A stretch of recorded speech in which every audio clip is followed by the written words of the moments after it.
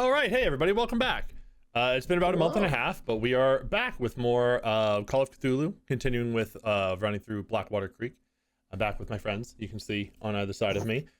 Starting on this side, all the way down at the end, we got Seamus McBride, played by Hemal. Hello, Hemal, how are you doing today? What advice? Very good. Next thing we've got Stan Dursley, played by Evan. Hello, Evan. Hi, how are you? Pretty good, thank you. Over here, we got Joseph Murphy, played by Danny. Hello, Danny. I don't think I signed up for all the shit that's been going on, guys. This is above my pay grade, man. Yes, literally it is. And then at the very end, we got good old Peter Kane, played by Alex. Hello, Alex. Hello. I'm just here for the good times. Well, there's not going to be many of those anymore. But so, like I said, it's been a little while since we've played, so to refresh everybody's memories a little bit, I know you all have your own notes, and we were talking a little bit before. But I will go over what I have. Grand scheme, you are all gangsters working for a man named Declan McBride, uncle or nephew of Seamus McBride.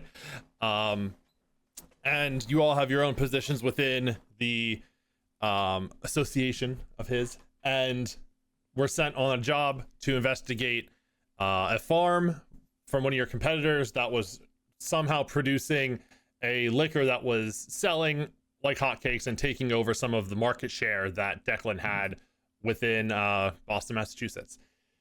You were sent to this little town called Blackwater Creek. You've come here, and over the course of a couple of days, a day or so, since you've been here, you have uncovered some very, very weird things going on with the people around, the water, and the farms here. Just a lot of weird shit has been happening. The people have been acting strange for the most part. Everybody has had very weird growths like in their mouths. A lot of people have like black pustules and things.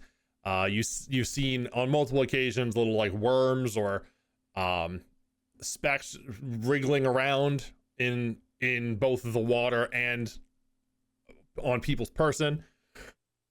You've all somewhat been affected by whatever's going on here as well over time, at least a little bit. Stan, Joseph, and Peter have all so far been feeling physically very good over the course of the last day or so. Like, your aches and pains that you normally have, any old lingering injuries have dissipated, and you feel as fit as you have in a very long time. Seamus in particular is also feeling very good. You know, your old knees and joints have healed up, but on top of that, has started regrowing his teeth that have long been gone, which has happened over the course of the past day is when that's been noticed. But to bring it more recently, you spent the night on the Jarvie farm with Mr. and Mrs. Jarvie, who graciously let you stay with them. And in the night, there's a very tragic accident where their pig Brutus broke out and was going crazy. Peter heroically slayed the pig. But in the process, Mr. Jarvie got gored in the neck with a tusk. But it was patched up and saved him within an inch of his life. The next morning, Mrs. Jarvie brought him to the city of Dunwich, or the town of Dunwich nearby, to have him checked up on, while you all returned to Blackwater Creek to look around a little bit more, talk to some people. You got some word that the general store owner would have some information for you and be able to help you out. So you went to the general store to see Mr. Baxter, and he agreed to do a quick introduction for you to the Carmody brothers, who are the competitors, or work for the competitor that you were here to see and talk to in order to buy out their farm and get them under Declan's take instead of his competitor, whose name I don't remember off the top of my head. Wayland, maybe. At the same time as you were at the store talking, Seamus and Peter went and found some kids that were skipping out of school, and they had a weird air about them. They had a jar that they showed to Seamus and Peter that they put a worm in, and the worm basically disintegrated in this water, which drove Seamus a little nutty. You eventually managed to go to the Carmody farm. You talked to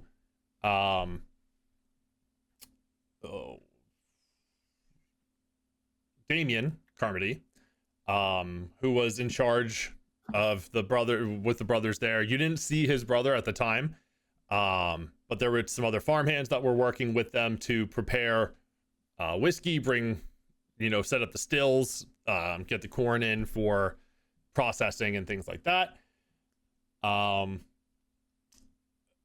You convinced him to sit down with you and talk and settle this agreement between them and Declan. As you were doing that, Seamus, who was asleep in the car when you arrived after passing out from some insanity that he had, snuck out of the car with was it a lighter or matches? It doesn't really matter. I'm trying to remember which one it is. Oh, God, I don't even know. I'll just say matches. With a book of matches, and set the cornfield ablaze. The cornfield, which around this farm had grown to monstrous heights, unnaturally so.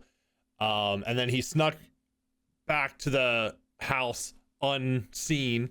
The fire getting Damien Carmody's attention, as well as the other farmhands, as they rushed to try to put it out, while the others in the house rushed to collect the money they had paid, as well as anything else they could scavenge in the house.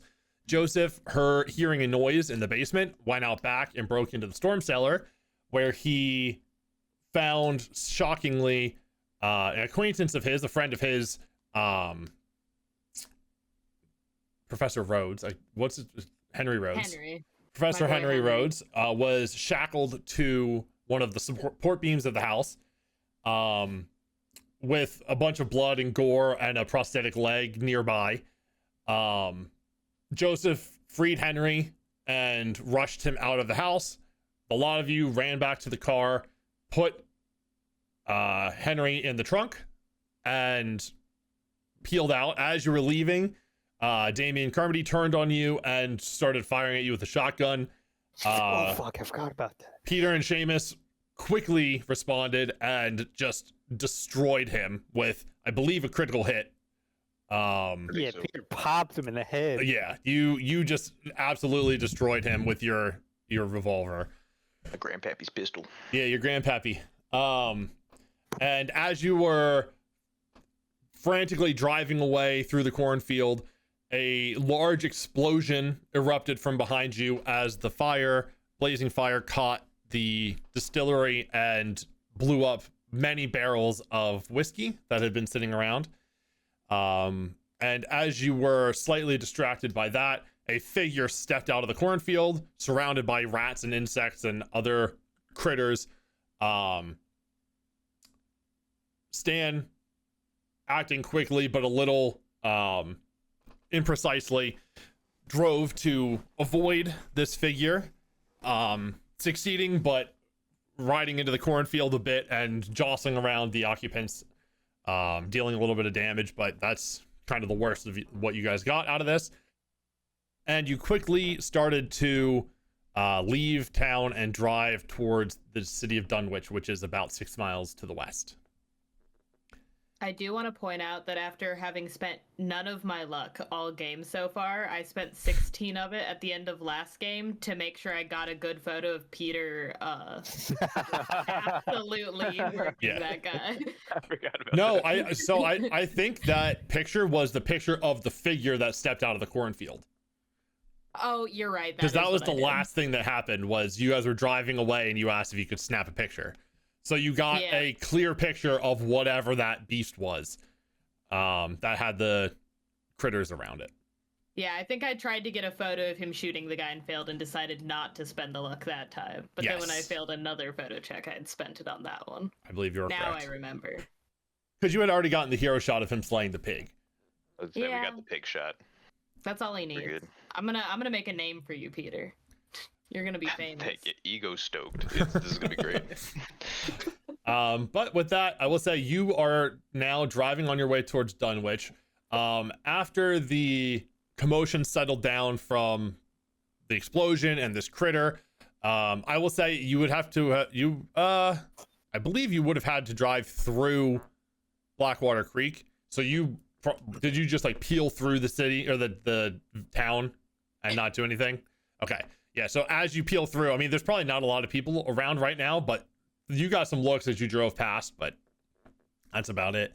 And you do hear coming from the trunk as you kind of hastily threw him in there is noise, like rambling is probably a good way to describe it, coming from the trunk as you're driving away, like just incessantly talking. It's kind of hard to hear exactly what Henry is saying, but you do just the whole drive, the whole like 10, 15, probably like 15-minute drive back to Dunwich, he's just incessantly babbling. Okay. He's had a rough go of it, my old pal Henry. He has. He's not doing so hot.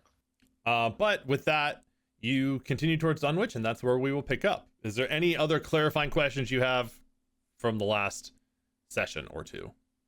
Yeah, what was my insanity? Pyromania.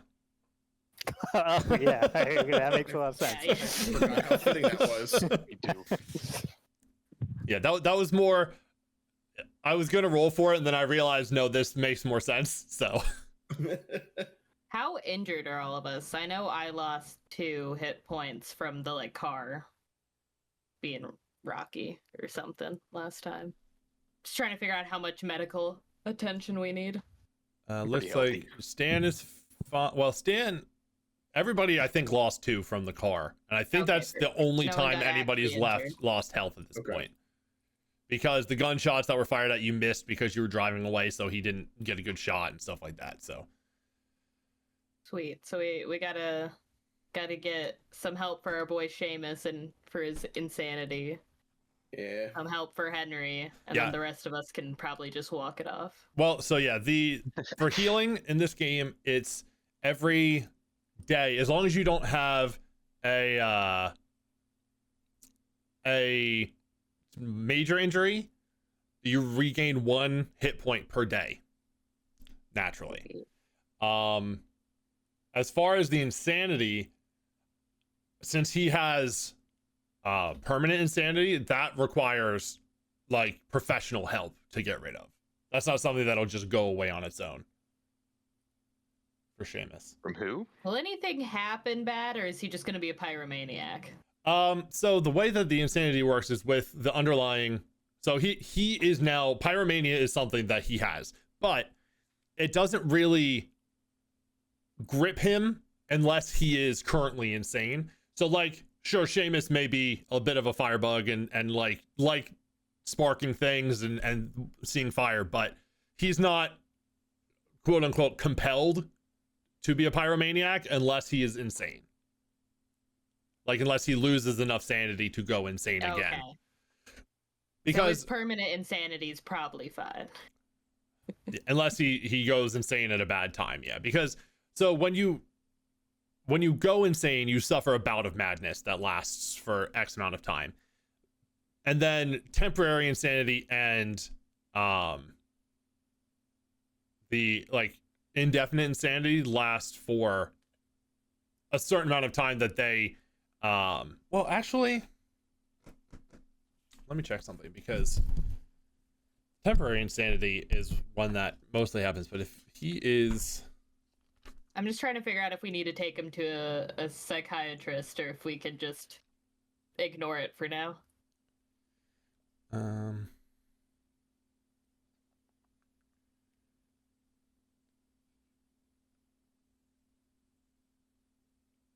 While in a state of underlying insanity, being exposed to the subject of the mania will cause an overwhelming response. If the keeper prompts the player towards some form of behavior appropriate to the mania, the investigator will suffer penalty die until the obsession. Okay, so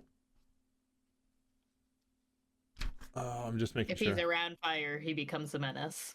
Yeah, seems about that way.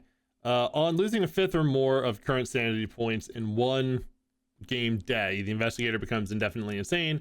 No investigator is simply able to shrug off that amount. And okay, depending on the situation, it may mean surviving until dawn, sitting down. Indefinite insanity lasts until the character is cured or recovers. I think this is. I'm trying to remember how this actually plays out, because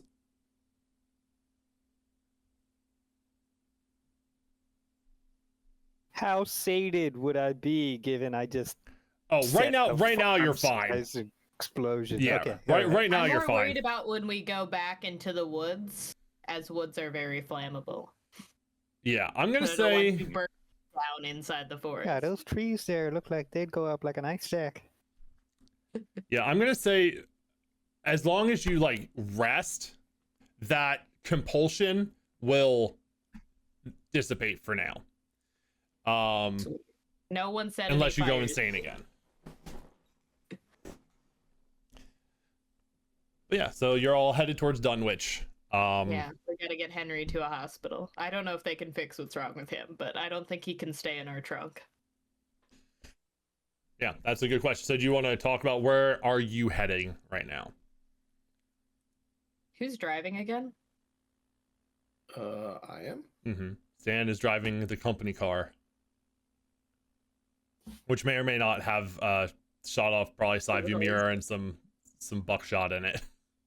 With the company we work for, I think that's probably a pretty common Yeah, you're not wrong. report. It's at least a write-off. Stan has a pretty good estimate of how much that much will cost to fix. Yeah. Would any of us know if there's like a good hospital around here, or would we all think we could just take it back to the boss and maybe he can sort it out? We know the Jarvies went to a hospital in Dunwich. Oh, true. Yep, Yeah, which is that's where right, you're that's heading. we're going. So Joseph will I think Joseph's in the backseat, so he'll kind of like lean forward to Stan and be like, okay, so do you know how to get to Dunwich? Because like Henry, like we gotta get him somewhere, man. Like I don't know what's going on with him, but we need to get to the closest hospital right now. And Mrs. Jarvie mentioned something in Dunwich, but I just don't know this area that well. I have an idea, I think. Right? I would have an idea of where to go. It doesn't seem like there's too many roads around here. Yeah, it's basically take the road that you're currently on about 6 miles and you'll Sweet. hit it. Yeah. There's nothing else Just- much between here and there, but that'll get you there. That's fine. I mean, 6 miles Perfect. all in all is not that far. Dunwich isn't that big of a town, right? No, it's definitely small more town. of a town than Blackwater Creek is. Yeah. But it's pretty small still. So a doctor that they have, they're not gonna have probably like a proper hospital, but they might have like a family physician. Close enough. Let's just book it into Dunwich. I was more wondering, like, it'd probably be easy to find a hospital there. Like, there's not going to be too many places to get lost. Yeah, It's the 1920s. How hard can it be? Okay, so you make your way to Dunwich. It doesn't take that long for you to get there. As you pull in, I forget what time of day it is. You went to the Carmody brothers' house around noon, I think, because you didn't want to it was probably earlier in the day. Freak him out. Yeah, because you wanted to do it in the light. So it's probably, I'd say, about like 11 o'clock right now. We'll go with that. As we're pulling into town, Joseph realizes something. So, what are we going to say about Henry's injuries? Because I don't think we can explain this to a doctor. How do we explain Like, this to what's- ourselves? What's our Exactly. story here? We can't exactly tell someone we found him locked up at a farm that I'm sure they'll find out in a couple days has been burned down. That incriminates us. And And I to, cannot Whatever. go to jail. to remind you what his condition is currently, he is, his form still looks human enough. Like he's not malformed or anything like that, but his head and face and arms are covered with these lesions that are kind of like pussy and gross looking, and he's just not in a very good shape. I mean, mentally he's rambling, and he was able to kind of talk to you a little bit, but he was frantic and very, very much seems unwell in general. You mentioned a prosthetic leg. Is he missing a leg, or was there just a prosthetic leg there? There was a prosthetic leg there, but he is not missing a leg. Sweet. I was like, oh okay. god. We tell him that we found him wandering around the Black Creek Wood. Been Well, my lost for mom's who knows having how a- long. Well, my You know mom's what, having a James? bad day. We blame it on the devil. Peter, I It think is an answer. I for feel like that could today, work. Your mom might be right. I think in this situation, it's the most plausible answer I can think of. Combine the two. Devil took hold of him, wandered into the woods. Never saw him again until he looked like this. I don't know what I'm going to tell my boss about this story, though. I don't think he's going to believe me. I show him the pictures. You got the pictures. I got the pictures. I had a first-hand account from a junior police officer. A future hero police officer. Peter's blushing. I imagine him bright red. 100%. He's so pale. You can see right through it. I will also remind you, you're driving into town. Henry is in your trunk. Yep. That's fine. Okay. Just I have a lot of charisma. I ain't having him up here. I mean, that's totally fair. It was, I think that's why he's in the trunk. yeah, out of character. Brilliant decision to not put him in the car with you. But it's just a little more suspicious to the people in town when you show up. I don't know. I feel like with literally no more seats in the car, we're fine. Yeah. Yeah. Yeah. I think if we just go in enough of a panic, they're gonna stop asking questions. Yeah. You know, fair play. They're gonna look at him and go, "That's not. I don't have time for questions." I think that's our plan: is to just chuck him at the doctor and see what happens. I will say, We could try to fix it ourselves. Bet you the fire will do it. Oh no. Peter's got him on board. Danny, I will say that in order to pull off, if you're going to take him in and try to check him in under false pretenses, this will be a fast talk roll. Which you say you have high charisma. I remember Joseph is not great at lying. No, he's not good at lying. Who's good at fast talking? I think your boy. Not me. That Seamus would I make think sense. it's Seamus. Seamus yeah. is good at deceiving and also just literally talking fast. I got. I would say I am very immediately middle of the road at fast talking. That's better than me still. Yeah, I'm right there with her. Okay. My charm is 65 though. So if you can start it with a fast talk, I can follow up with a charm. Like you lie to them, and then I won't lie. I'll just be charming. I'll just be like, yeah, this is my best buddy. You gotta help him. I could also put on my cop uniform and intimidate. I got a pretty good intimidate. Peter, we've been telling you not to keep on your cop uniform this entire trip. Now's the time to put it on. Now's a great time to put on your cop uniform. Great time. I had my hat in my back pocket this entire time. All right. So in the backseat of the car as you're driving, Peter's hastily putting on his uniform, donning his cap once again. The badge feels good. Oh, so much power. All right. So you pull in and you might have to ask one or two people. It's not that hard to get directions. It's middle of the day. People are around. And you get directions to the nearest physician. And, a physician here, like I said, there's probably not a hospital proper, but there probably is a place that has, beds that somebody can stay in for an extended period. It's not just like a go in and get a checkup kind of doctor. They have some extended stay places. So you find one. Who is going to take the lead here? Are you going to go with the police intimidation? Are you going to go with the fast talking? What are we thinking? So Joseph's going to take the lead because Henry's his best bro. And so he feels like it's his job to make sure he's safe. So he's going to get out and grab him from the trunk. But then he's going to turn to Seamus and be like, you walk ahead of me and you tell him that we found him in the woods, and then I'll follow it up from there, man. I'll take it from there. You distract him and I'll carry him inside. As long as I don't have to touch the boy, I got you. No, this is my friend. I can carry him in. All right. All right. Just be around because he's not. You great in this be situation. ready for us to book it out if something goes wrong and we need to leave. I'll keep the car running. Oh, and Peter, you come with and just be a cop. Exactly. That's what I'll just be like Stand the there first-hand in a account. uniform. I And will. we found this man legally. I will say, to start this off, Joseph, I need you to make a con roll as you are picking up and carrying Henry. That's why I grabbed him. And as you're walking, he is, like I said, still gibbering and just she's in trouble. We need to get back to her. We need help. I mean, I appreciate you saving me, but she's in trouble back there. We need mother is hurt. She's in danger. We need to get back. And he's just like that kind of stuff. He's just yapping the whole time.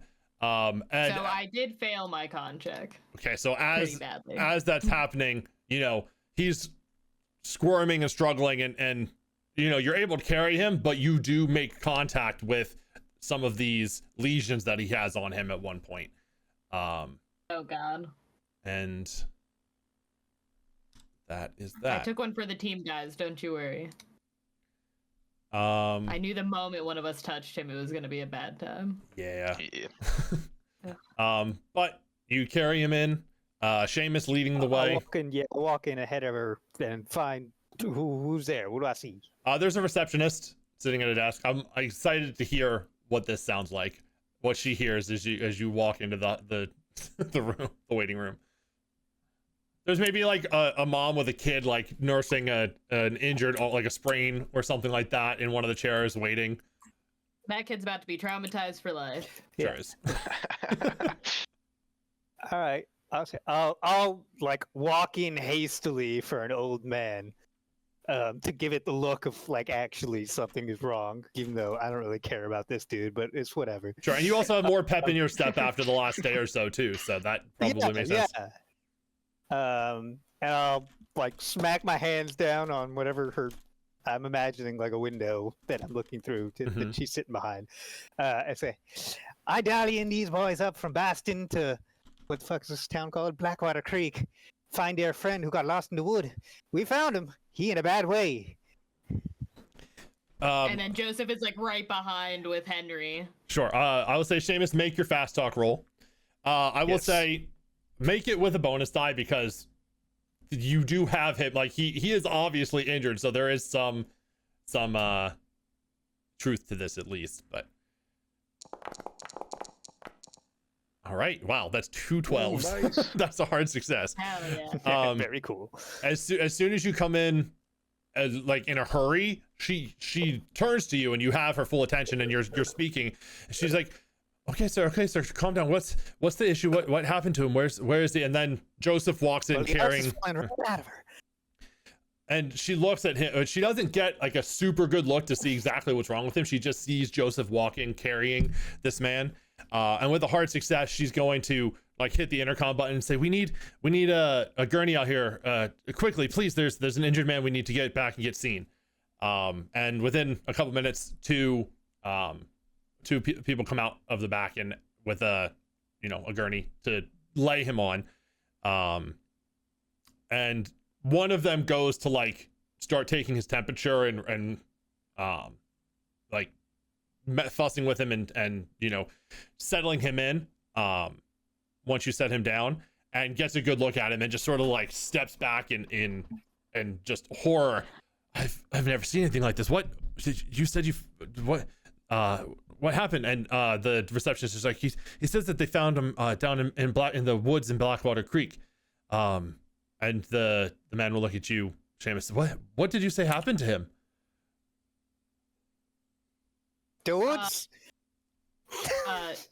Joseph will be like, this is my friend from back. We go back a couple years, and I hadn't heard from him in a while, and we really don't know what happened to him, and not a single one of those things I said is a lie. That's very true. Yeah, I mean they're not really questioning your truthfulness right now. It's just like, this guy looks messed up, so they're just trying to piece together what happened. We're hoping you know what's happening and can fix him. Like, this is a good friend of mine. I have no idea what could have caused this to happen. Oh, right. We'll get him back and make sure that the that the doctor gets to him as soon as he can. And they bring it back. You see the one that was talking that looked afraid is sort of trying to stay as far removed from this man as possible, as while also still doing his job and rolling him back into the back. But do any Are of we you about to give these doctors insanity by accident? I didn't ponder that. It's too late. The receptionist Oh, well. is Wait. hanging on fire now. and indeed it's too late. Can I try as he's talking at me? Does he have black in his lips?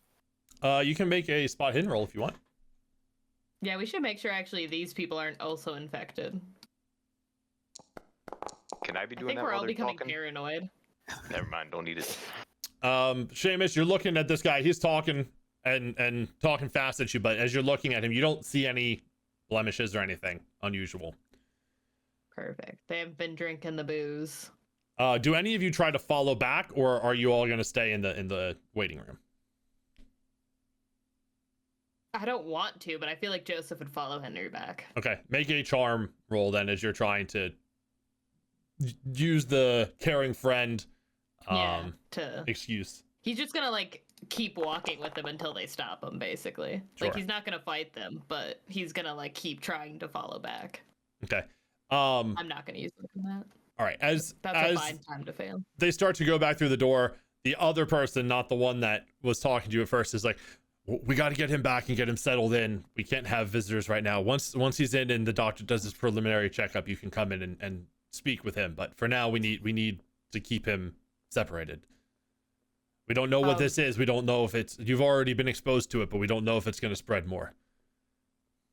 We actually might have to head back. He was talking about someone else that might be in the woods, and we were rushing to get him here, and so I might not be out here when you come to call for me, but I will be back. Like, I promise I will be back for my friend. And whatever money you need, he's a professor at Arkham, like, we can pay. I'm not ditching him here, but we do, like, I don't want to leave someone else out there. Yes. If there's more to do, then please go. We'll keep him safe. The doctor will do his best to do whatever he can for this. Joseph turns around to the other two and he's like, time to fucking split, guys. We gotta go. Yeah, we All get right. back in that car. Joseph loves Henry, but he loves not being arrested for crime more. Okay. That's so fair. I will say, let's see. He will come back for him, but also he's like, we need to figure out what's happening. Joseph has no idea really what's happened the last couple of days. Like, he is in shock. Sure. And he's like, I feel like we need to go get food and just have a game plan, because this has all gone to shit real fucking quick. That's totally fair. And as you return to the car, out of curiosity, who is on the... I'm just for my own mental picturing, I'm assuming, hold up, who is on the passenger side? I know Peter was sitting in the passenger seat, right? I've been picturing myself on the passenger side in the back seat, so behind Peter. Okay, then Joseph and Peter, please roll a... Well, actually, let me just look to see what your scores are. This one's not really gonna... Seamus is gonna try to fight to drive this thing. No. Not even a fight. Stan has spoken. Oh, Seamus is extremely perceptive. Okay. As you walk past the trunk, which was left open, you go to kind of shut it, and you see laying on the in the trunk is a stack of, or it's like a journal that you don't remember being there before. Peter. I guess I'll Who finds fucking that? grab that. Peter does. Did Oh, yeah, I'll take that. Your spot hidden Did is somebody, 75, like- so I just kind of made it like a passive check as you went to shut the trunk. Oh, gotcha. Okay, yeah, and I probably would just give that right over to Joseph. Okay. Or are we Yeah. asking there, Stan? I was with the car. Did somebody like come up to the car, or did that like fall out of his person? Nobody showed up while you were in the car. You just see, Okay. you see the trunk was left open as Joseph rushed off and Seamus went ahead and Peter followed behind. And when they come back, you see Peter kind of go to shut the trunk and reach in and grab something out, but nobody else was nearby while they were inside. All right. Just figured I'd confirm that knowledge. Yeah, but I will Make say, sure no one mysterious came up. yeah, I will say that as Peter gives it to you, Joseph, you guys get back into the car and start heading. We'll figure out where you're going next, but you flip through, and this is Rhodes's field notes from his investigation, not his investigation, but his time here in Blackwater Creek. His archaeological survey. Yes, pretty much. That's pretty much what it is. And you can look through that. It'll take a little bit of time because there's definitely relevant information here, but there's more stuff in here that's not necessarily relevant. So you have to kind of sift through that whenever you get wherever you're going. I assume like the game provided this for you and you didn't write this. Yes, correct. I'm gonna judge whoever wrote this based on the accuracy of any archaeology they include. I will say that the parts that you're going to be getting aren't going to be the archaeology parts, probably. What's the point? I mean, I can not give it to you if you don't want the information. No, I definitely want the information. I'm just excited to see what they wrote about archaeology in the 1920s. That's fair. As you'll see when you read this, he was a little bit not totally with it by the time. That's pretty accurate for archaeology in the 1920s. You know honestly. what? Fair. Yep. When were the Bone Wars? Huh? When were the Bone Wars? I have no idea what that means. I don't actually. I do know what that means, but I don't know when it was. Okay. The fossil Pokemon from Sword and Shield were based off of the Bone Wars. Gotcha. Archaeologists were just digging up dinosaur bones and just slapping them together and saying, "Here we go." Gotcha. I think it's that before was this. paleontologists. Archaeologists don't do dinosaurs. No, I know. Just neologist. Just We're in the knowledge. 20s? Yeah, I think it's 2023. before this. 1877 to 1892. Yeah. A lot longer than According it should to have the been. internet. Yeah. It was a great time. Let's go back to it. True innovation. So as you leave the hospital, where are you heading? What's the Is game there plan? like a diner somewhere that's like? My vote is obvious? back to Boston. We did our job. I agree. We did technically do our job. We did do our But- job. I do. We have a got the feeling pig that- shot. We're good. Joseph wants to know what's it. He's like, guys, you're not curious at all about what the fuck's going on back there. Boss man. I know I'm a want to know journalist, why. though. We still got our money. We dealt with the competition. I'll do air quotes, even though it's like 50 years before they existed.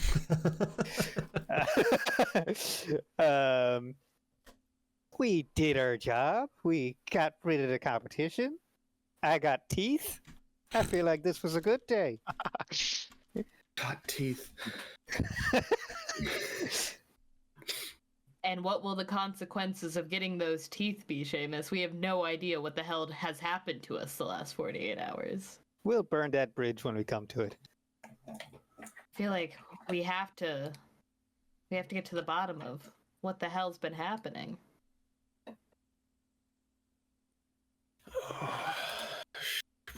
Stan would But want to first, know I think too. we need to get some food. Yeah, absolutely. We'll get some food. We'll regroup. Yeah, to answer your question, there's absolutely a diner here.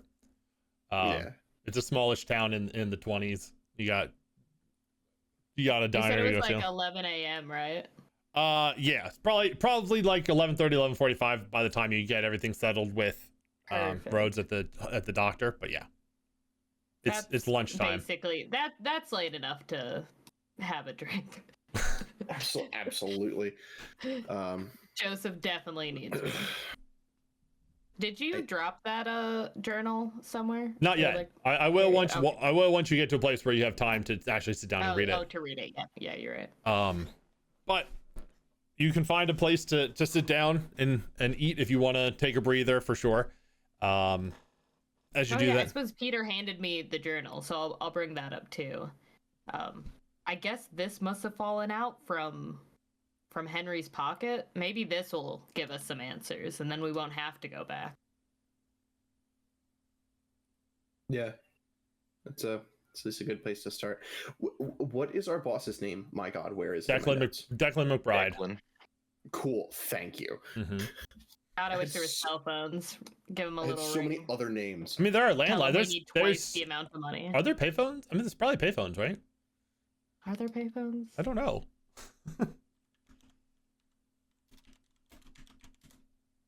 1889. First payphone was installed in Hell yeah. 1889. So I'll say, yeah, there's a payphone actually probably by the diner, in Dunwich.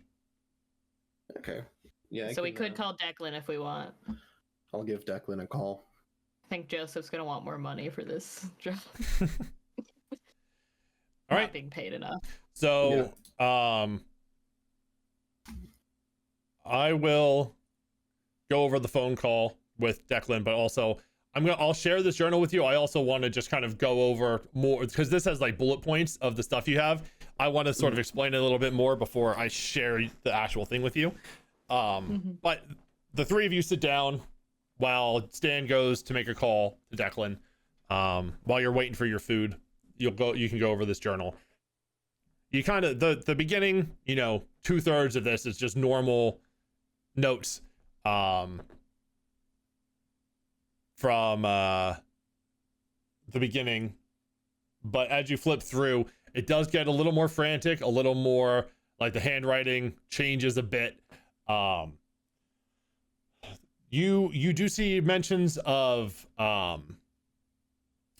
Cade's Rest is one of the things mentioned earlier on, like when he's talking about, oh, we've made this discovery, we need to go see what this is and what we can find here, but the important stuff that you sort of clock as you get through after flipping to the end here, the first thing is that he mentions a cave north of Blackwater Creek, which you've all seen on the map. There's a cave there, but this is the first time in character you've heard of it. And he that he seems to equate with some sort of archaeological significance, mentioned along with this stuff about Cade's Rest. There's a sketch of a map of Blackwater Creek that shows the location of it. It's basically, if you follow the dry river, you'll eventually reach a dam with a little lake, and then you follow the river feeding that lake north, and you'll come to this cave. And as the notes continue on, he mentions this cave a couple more times, and in the later mentions of it, he refers to it as a holy site, which he doesn't do towards the beginning of his notes. Sorry, you cut out there. As a what? A holy site. Oh, okay. He does mention discussions with Sheriff Dick Spralston, who is Peter's guy that he knew coming into town, who's also the father of the church. And from his notes, it's pretty obvious here that Spralston also reveres this place as a holy site, but Rhodes seems to be suspicious of Spralston in some way and doesn't kind of agree with his motives as much. He mentions having to blow their way into the cave with dynamite. He mentions that they have dynamite and they are preparing to like excavate or open the site. He mentioned he makes mention of Abigail and how there was an accident and she ended up trapped in the cave somehow. Oddly enough, as the notes go on, every once in a while he throws in a mention of Abigail but refers to her as Mother.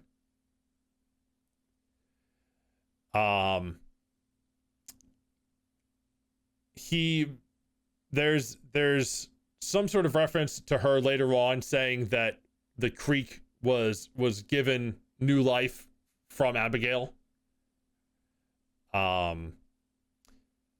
He believes that the water itself contains special properties of some sort, and refers to it occasionally as the water of life. And towards the very end, the last handful of pages, he talks about hearing the voice of his mother Abigail in his head constantly. And it alternates between him feeling comforted by it and also just terrified. And again, this is another time where he refers to Abigail, who you know as his wife, as mother or the mother. We know her as what? His wife. Abigail is his wife. Yeah. But I will share this with you now. It should show up in the handouts in just a second. So my boy Henry's fucking lost it. Do you see that, Rhodes Field Notes? It's under the handouts, or the Blackwater Creek handouts. Yes. Oh, there it is. Yep. Okay.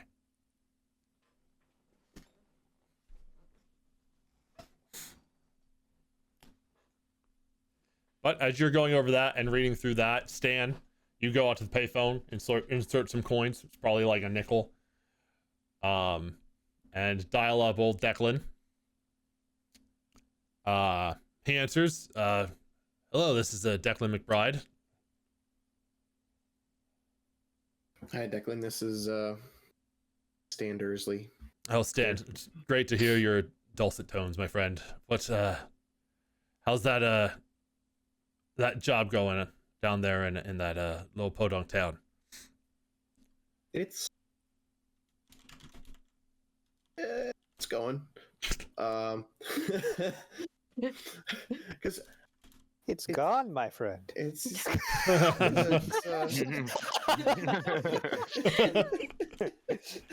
Yeah, he would say so. Like, were you able to convince those Carmody boys of? well, There certainly they, won't be competition. They won't be bothering us anymore, sir. Oh, it's We, wonderful to hear. You've done a fantastic job, I'm sure. We did something for sure. Stan, you sound you sound more worried than this is the most emotion I've heard from you, probably ever. What's going on? We've known each other for a long time. Well, there aren't Carmody brothers anymore, sir. Let's just. Oh, start did it that. end? Sorry, I just had a thought, and the phrasing made me laugh. Did it end in some sort of firefight? like you wouldn't believe, sir. Started off business as usual, but there's some strange happenings around that whiskey farm. And, Is that so? What way? Well, it turns out that their brew was actually addicting, and we think it was something in the water. But one thing led to another. Business started off fine, and then they kind of snapped, and firefight broke out, and then a fire broke out and blew up their whiskey stores. But we saved the money and got out of there, and just wanted to report back to you with that information. Well, actual addiction makes sense. Explains how they were so successful in taking over our holdings there. Like you wouldn't believe. Gotta say, losing the property and the deal's not quite what I had in mind sending you up there. I mean, eliminating the competition is good, but Wasn't my first instinct there, sir. no, I can't imagine it would be. But we gonna have some sort of positive from this, Stan? I need some sort of One less competitor on the market and cost us just time. make a persuade roll, Stan. That's gonna. Oh, hey, look at that! A very calming voice, this Stan Dursley. Oh, you fucking. Look. You would push your luck, or push the roll. How far are you? Well, so I you probably can use my luck. yeah, you can spend would 5 totally do luck, it. or you can push your luck to roll again. Depending how much luck you have left, I'd I've probably got just spend 25 the luck. I mean, I only have 34 left, but I didn't have a lot. I have 8. You only have 8 luck? Yes. You're the most insane out of all of us. Oh, that's not great. Yeah, I'll spend the 5 luck. All our DM says, that's not good. Just, no particular reason. Just. So, Evan, if you click on it, you can say, There we go. okay, there you go. So, and I think this is probably the pinnacle situation where you needed a little bit of luck here to get this smoothed over. Yeah. And as he said, you've known Declan for a long time. Yeah, and he's known me a long time. But he's struggling with this information you've given him. Like he is definitely upset that you lost this deal. I feel like because he knows Stan so well, though, he knows that like this was not us intentionally fucking up. Things just went wrong. Yeah, and I think that I think that might be where. Oh, yeah, it's not. You were under extenuating circumstances, Seamus. Also, Well, I also think he's that it never wouldn't been able be, to control you. Yeah. Exactly. I don't think it would be too far out of the realm if you were just like, by the way, Seamus is the one that started the fire. Yeah.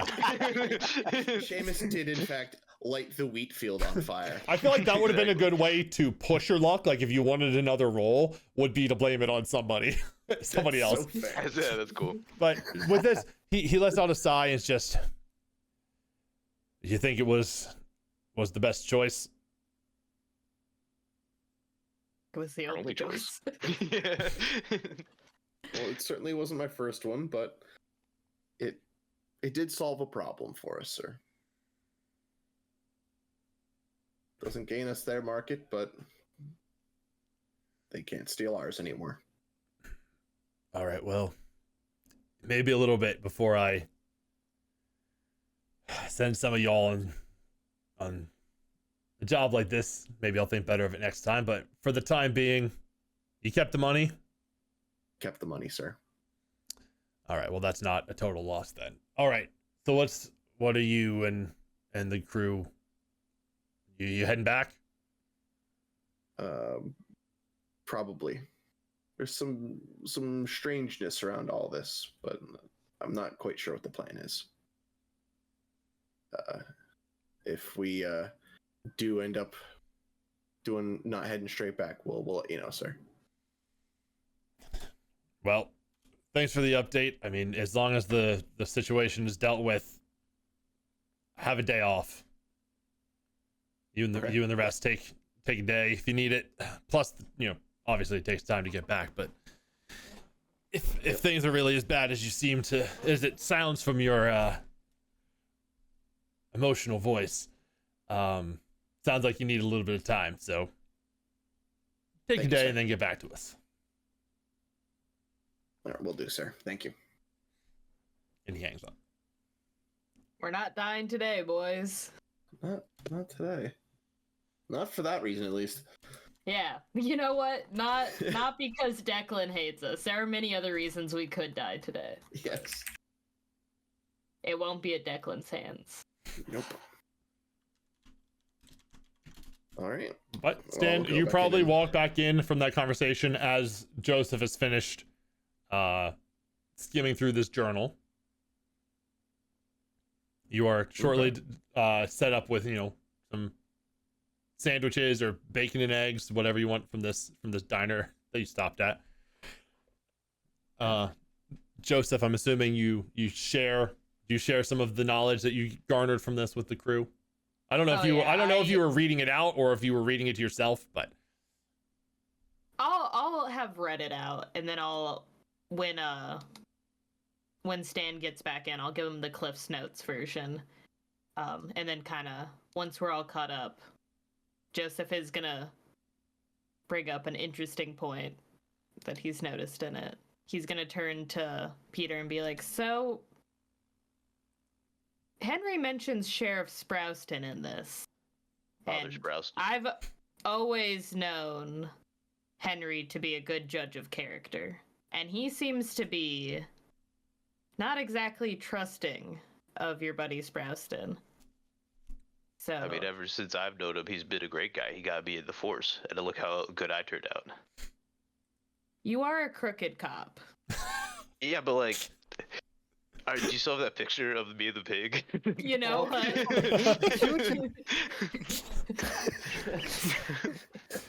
I can't argue that point. Peter, you know what? You did save a man's life today. Or at least you slowed his death. I guess we have no idea if Mr. Jarvie has survived the attack, but he didn't die on the farm. Man. I suppose we could go back to the hospital and ask about Mr. Jarvie, but that makes us look pretty suspicious to have dropped off one dying patient and then go ask about another dying patient. I think I would probably, like, I wouldn't want you guys to talk to Sprouston again, but I wouldn't, like, stop you, I think. Like, I'd be upset about it. I don't think Joseph really wants to go talk to Sprouston because he doesn't want, like, he feels like he can't trust anyone in that town right now, and he doesn't want anyone to kind of know that he's investigating this because everyone feels like a danger right now. So if he does go back, I think he just wants to go to the cave and peek inside. And also, like, reading this, he's realized that his friend's wife may be trapped in that cave, and if there's any chance she's still alive. So Joseph's like, I gotta go back. Abigail, she's probably dead. It's clear Henry was really losing it here at the end.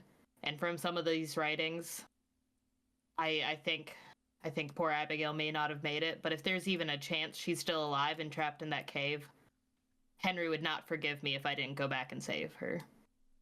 So I have to go back. I understand if you guys are going back to Boston, but... Are we sure she was even there? I mean, I heard my mom. She'd been dead for years. Well, the thing is, Abigail's not his mom. Abigail's his wife. In his notes, he starts referring to her as mom, but I know Abigail. I've met her. That's not his mom. His mom's been dead since long before I knew Henry. But Abigail, she goes on all his digs with him. Also, just sorry, go ahead, Alex. Oh, sorry. I was just going to say, didn't it also say that she's, like, the source of the creek? So, like, doesn't that kind of imply that she might be alive? I was thinking maybe she had died and whatever decomposition, you know, I don't really understand dead bodies that well, but maybe that's what's poisoning the water in some weird way. Do you remember? But I'm hoping, you know, maybe she's alive. Do you know if Abigail, like, do we know of anyone that is, like, missing a leg? That, like, that prosthetic leg could have been too? As far as you know, Abigail did not have a missing leg. Okay. I will also remind, I'm sorry, I said that as for Joseph. As far as Joseph knows. Yeah. Okay. Neither of them were ever missing a leg. I will also remind, because it has been a bit, when you were at the Jarvie house, they did mention that Henry and his wife stayed with them while they were on their dig. So she was here at some point, at least as far as the locals are concerned. I do have one question, because I have the note from Henry that we found in the room. Mm-hmm. Who is McTavish again? Is that Abigail's last name? Or is that someone else? No. I wasn't sure if they were really progressive for the 1920s and took different last names. No, you would probably know this being friends with him. McTavish is the name of another professor from Arkham. Oh, okay. Perfect. Yeah, he's the he's another one of the archaeology professors.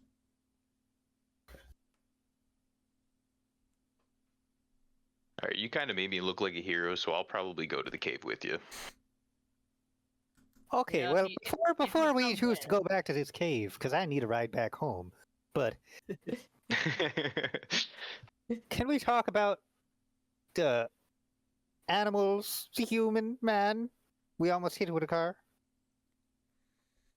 That's true. Yeah, I've been pondering that too, Seamus. That's why I have to go back. I need to go back for Abigail, but it's not in my nature to let things go, and I have no fucking clue what's happening in this town. Listen, I one time dollying some free-form herbal jazz across the border. Caught up in a donny with some right Fausty group of come from a ways. One of them had this spiky hair and all these tattoos and things. And that dude was crazier than that. And you're telling me you don't want to see where this leads, Seamus? That was You don't such want to gold. know what makes someone that crazy? Joseph's learning. He's learning the language. It He's was learning my how to communicate. stand. You have that following, written it was down? just beautiful. It really was. Dottie and some freeform herbal jazz over the border. It is bad when we actually start to understand what he's saying too.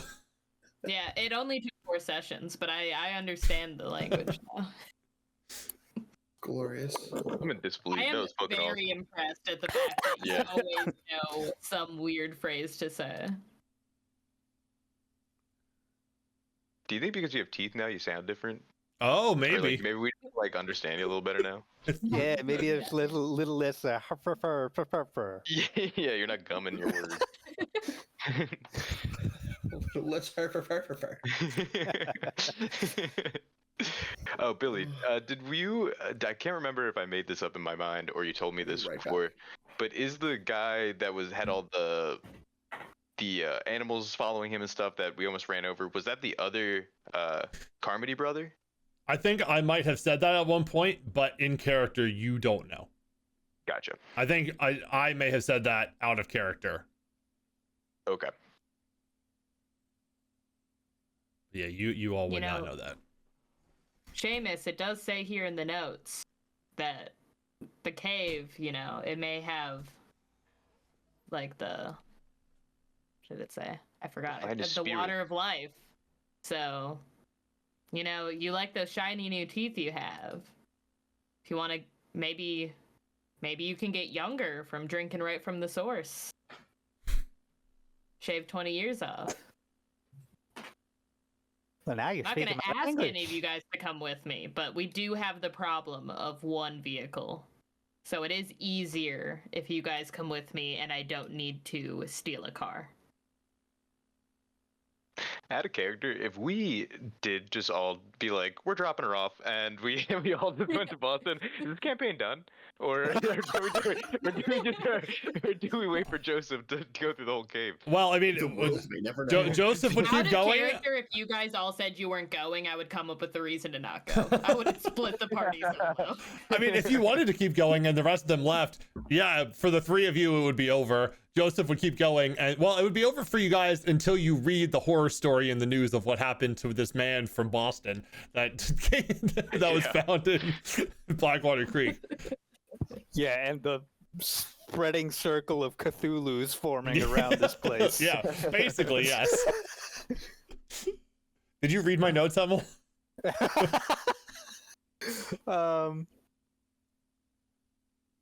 I tell you what, I drink some of that water of life, get a little bit stronger. Gosh, I was strong back in the day. I perked that little animal boy right side the board, broadside the right boards. We'll see. Dropping like a He's wee it. kindergarten baby. I swear, if anything weird shows up where we're at the cave, we turn right the fuck around and we book it out of there. I've got my wife waiting for me at home. Like, I'm not looking to die today, but I need answers. I wouldn't Are be a there, very good journalist if I was okay dropping this and leaving it unknown. Are there have to other agree with you. people in this diner? Yeah. Did any of them get black lips? Yeah, I mean, it's lunchtime, so yeah, there would be other people around. You can make spot hidden if you want to, like, get up to go to the bathroom and kind of check in on people as you go. Can I help Oh him out yeah, with that? Stan would definitely do that. Yeah. As he's walking Yeah. around. Yeah, if you all want to take your own turns to check these folks out. Oh, you got the Such cool a good dice. roll. Oh, Oh, hell nice. yeah. Whoa, Oh, we double got the same roll. 24s. Oh, That's crazy. 2 hard successes too. So, oh, Joseph's turn. Nope. Nope. 69 though. Nice. That's a Yeah, crit. Hell yeah, brother. That's a success in my mind. So you all kind of look around, some a little more obviously than others. Like Joseph and Seamus, you both make eye contact with a couple people and they kind of give you a weird look, like strangers from out of town.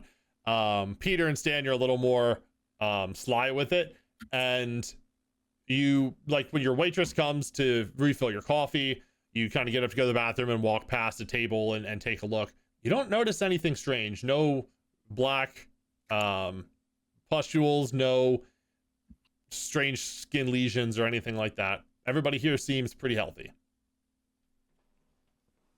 okay. I don't see any.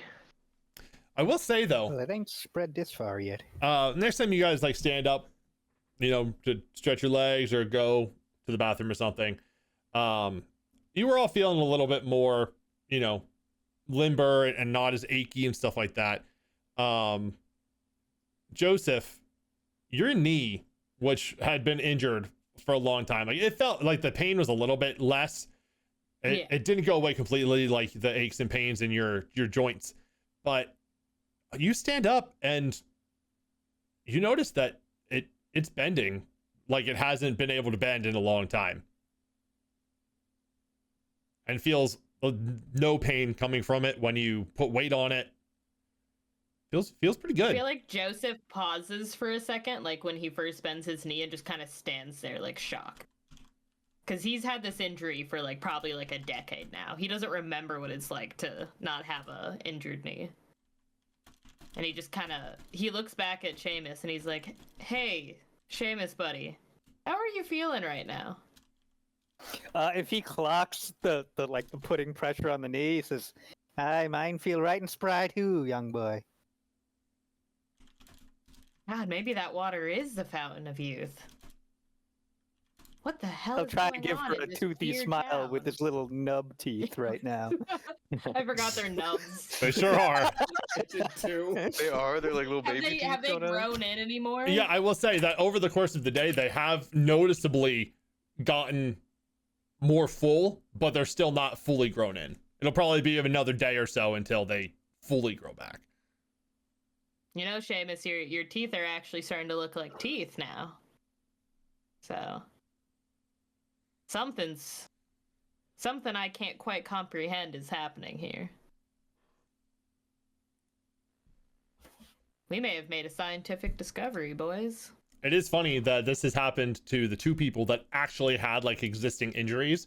The missing teeth isn't an injury per se, but I mean, yeah, probably. It's funny that the two of you were the first ones to get to the point of actually like miracle level healing.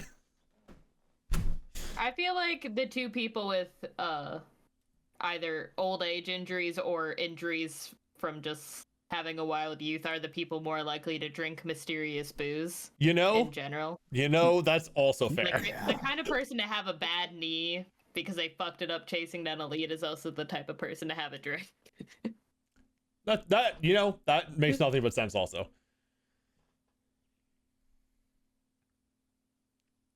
So it sounds like we're pretty decided to head back. Are you heading back immediately? Do we take the day, boys, or rest up? We got a bit banged up there in the car chase. I think we take a one good night's rest. Yeah, I don't want to Actually sleep in a real bed into tonight? a cave in the middle of the night. Yeah, especially if Yeah, these boys are going to be actually- yelling again about their moms. Yeah. Dan's got a good point. Maybe we leave first thing at dawn, give ourselves a full day. Because Yeah. I do not want to be out there at night. Not. Okay. So Yeah, I don't want to run into Animal Boy at the night times. Plus, True. the great thing about this town, no one's seen any weird deformities or black marks, right? No. Means the booze is safe to drink. I'll I'd say drink to that. he's not wrong.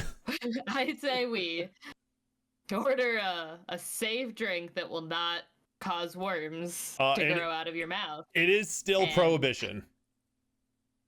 Oh, it is prohibition. I forgot that was the plot.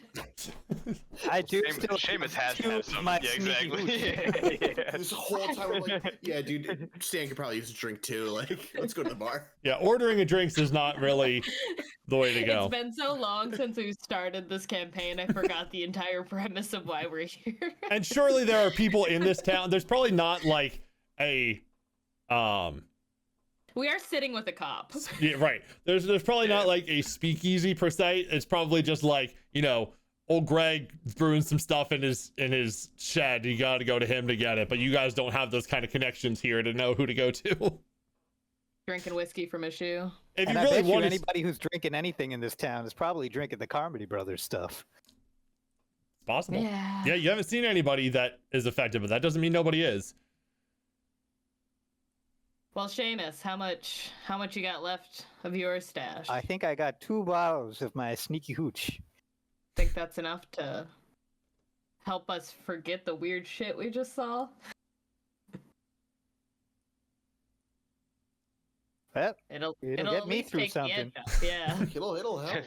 It'll help.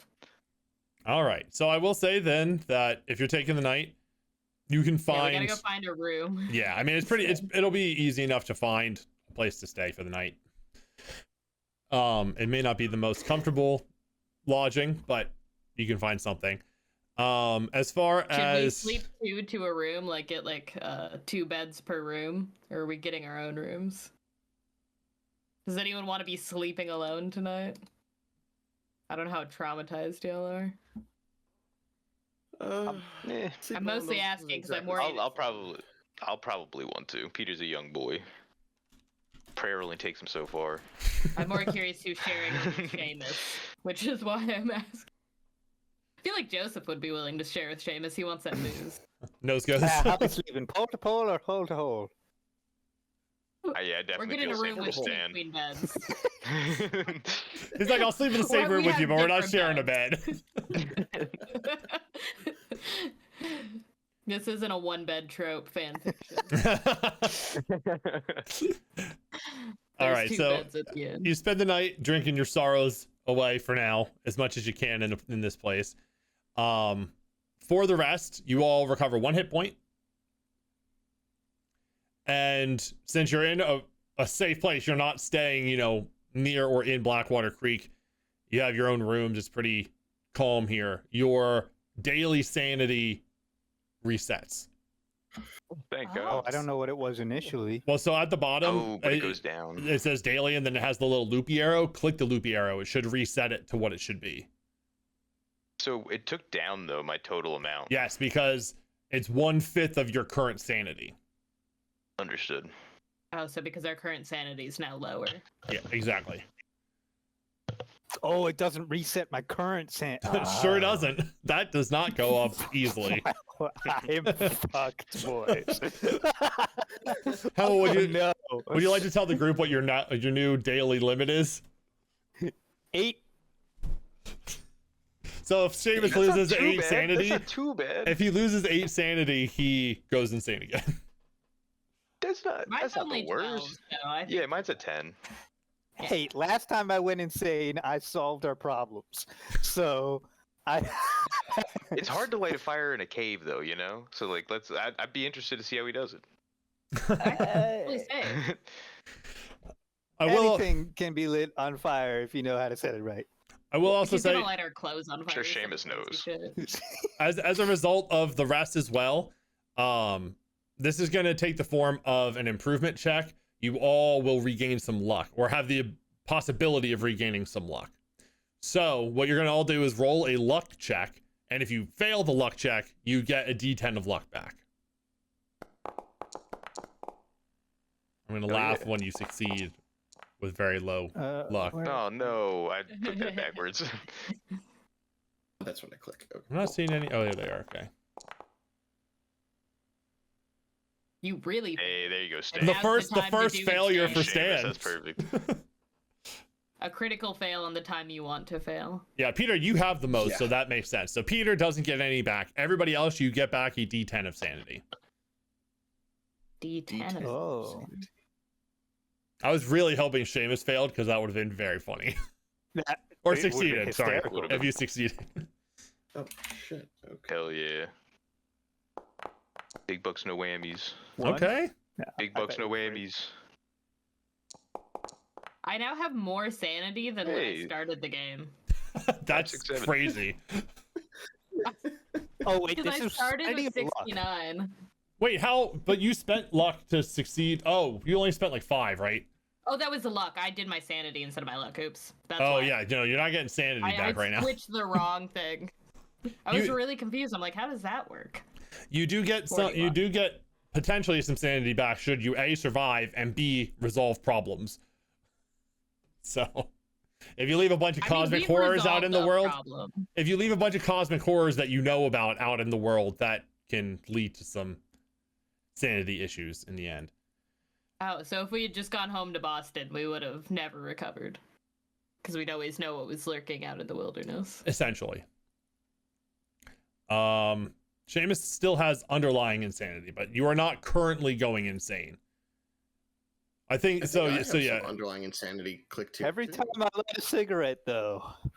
I think you It's a went chance. temporarily insane for a second. I don't At one remember. point, maybe. I didn't think I No, did, or but maybe I you didn't. That might Oh, have just okay. accidentally gotten clicked because I don't. Did, I know. But I don't remember who. Who what? I only have Seamus going insane in my notes. You might have Oh, lost I think some I did sanity, either. but losing sanity versus going insane yeah. are different. Yeah. I think. I both think it of was us also. It might have been when you guys were like hearing your mom's like voices or Oh, something yeah. like that. It kind of felt like Stan was going insane, but it wasn't actual about a sanity. Yeah. I Okay, yeah, think that's that's what it was. Yeah. And I hate to bring this up, but I did realize while we were looking at sanity, I failed my constitution check when carrying in my boy Yeah. Henry. no, you did. Oh, just nothing's happened? You did Okay, something great. happened. Your knee feels better. I don't like that. Oh, I didn't make that connection. I Oh did my not God. make that connection. I thought that was just still an after effect from drinking booze. Just like after Seamus got exposed, his teeth felt better. Oh boy. Well, my boy Henry coming through for me again, curing my knee injury. And Stan, don't Joseph forget definitely to. hasn't connected that dot though. Oh no, yeah, no. Stan, don't forget to reset your daily sanity. Yes. It still says that you are at 5 of 9. I don't know why it was at 5. I don't know. Because I think you Oh. lost a couple like single points of sanity that added up to Oh. 5 overall. No, I also augmented my sanity for whatever reason. That's probably because when you And drop below a certain level, if you lose 5 sanity at a time, that also triggers it, which is probably why it marked you as insane because you were changing things. Makes sense. But with I that, think I also accidentally have Bout of Madness now checked because I realized I had switched my sanity back after incorrectly because I was like, oh, why do I have 7 out of 12? gotcha. Is there anything else you all Maybe want to it's just- discuss or do through the night or the next morning before heading out of Dunwich?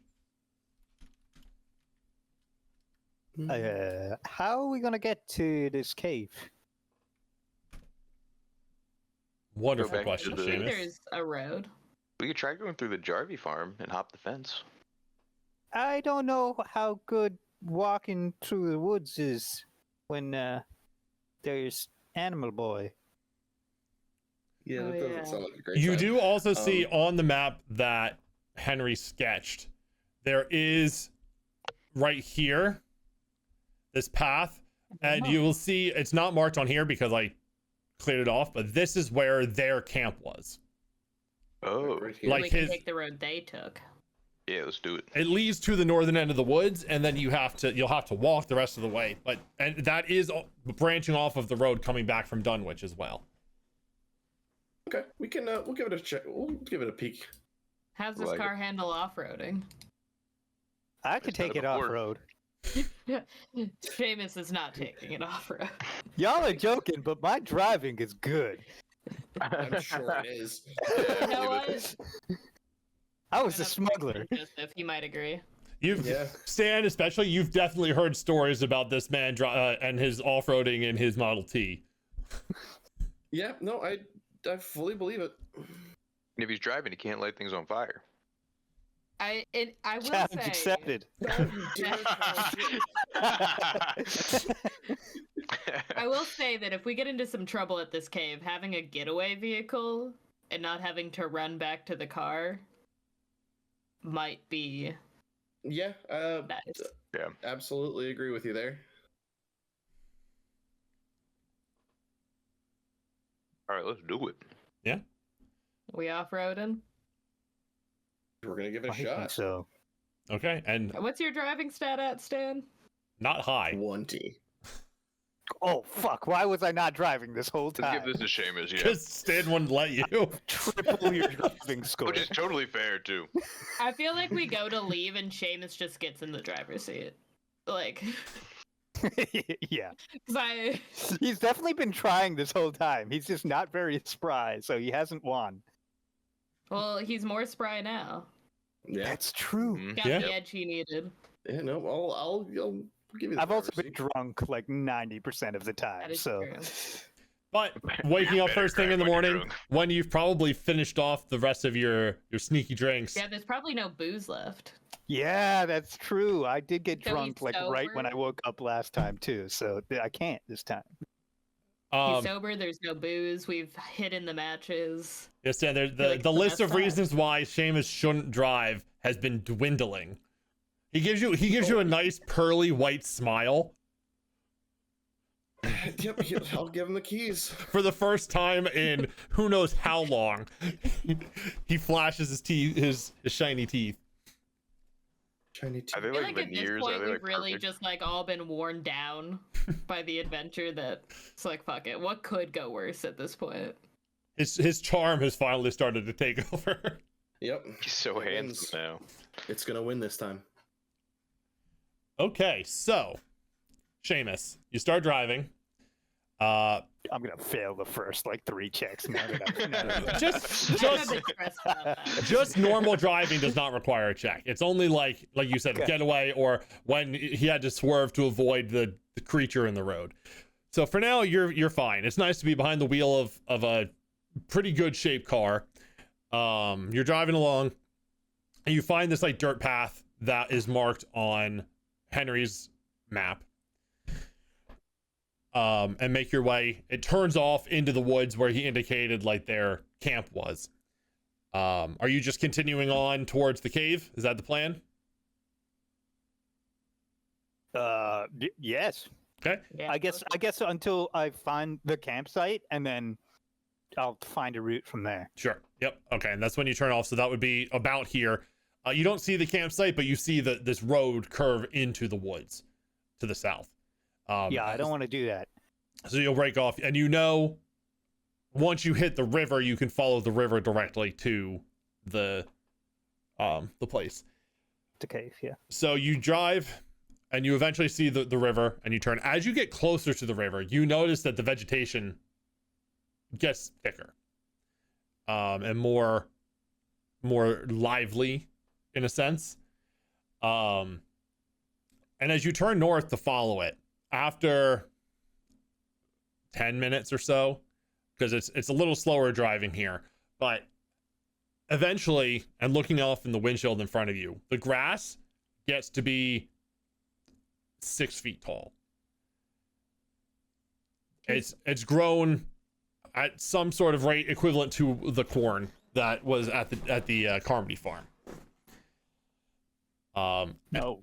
Okay. And you get the I'm glad we're feeling, not walking in this shit, boys. yeah. Well, I was gonna say you get the feeling that you might be able to drive through this. It will be difficult. So this if you keep driving through this, it will require a check. And if things go wrong, the car may be out of How far have commission. we gotten? I got a quick solution and I'll light my lighter real quick. Let's see.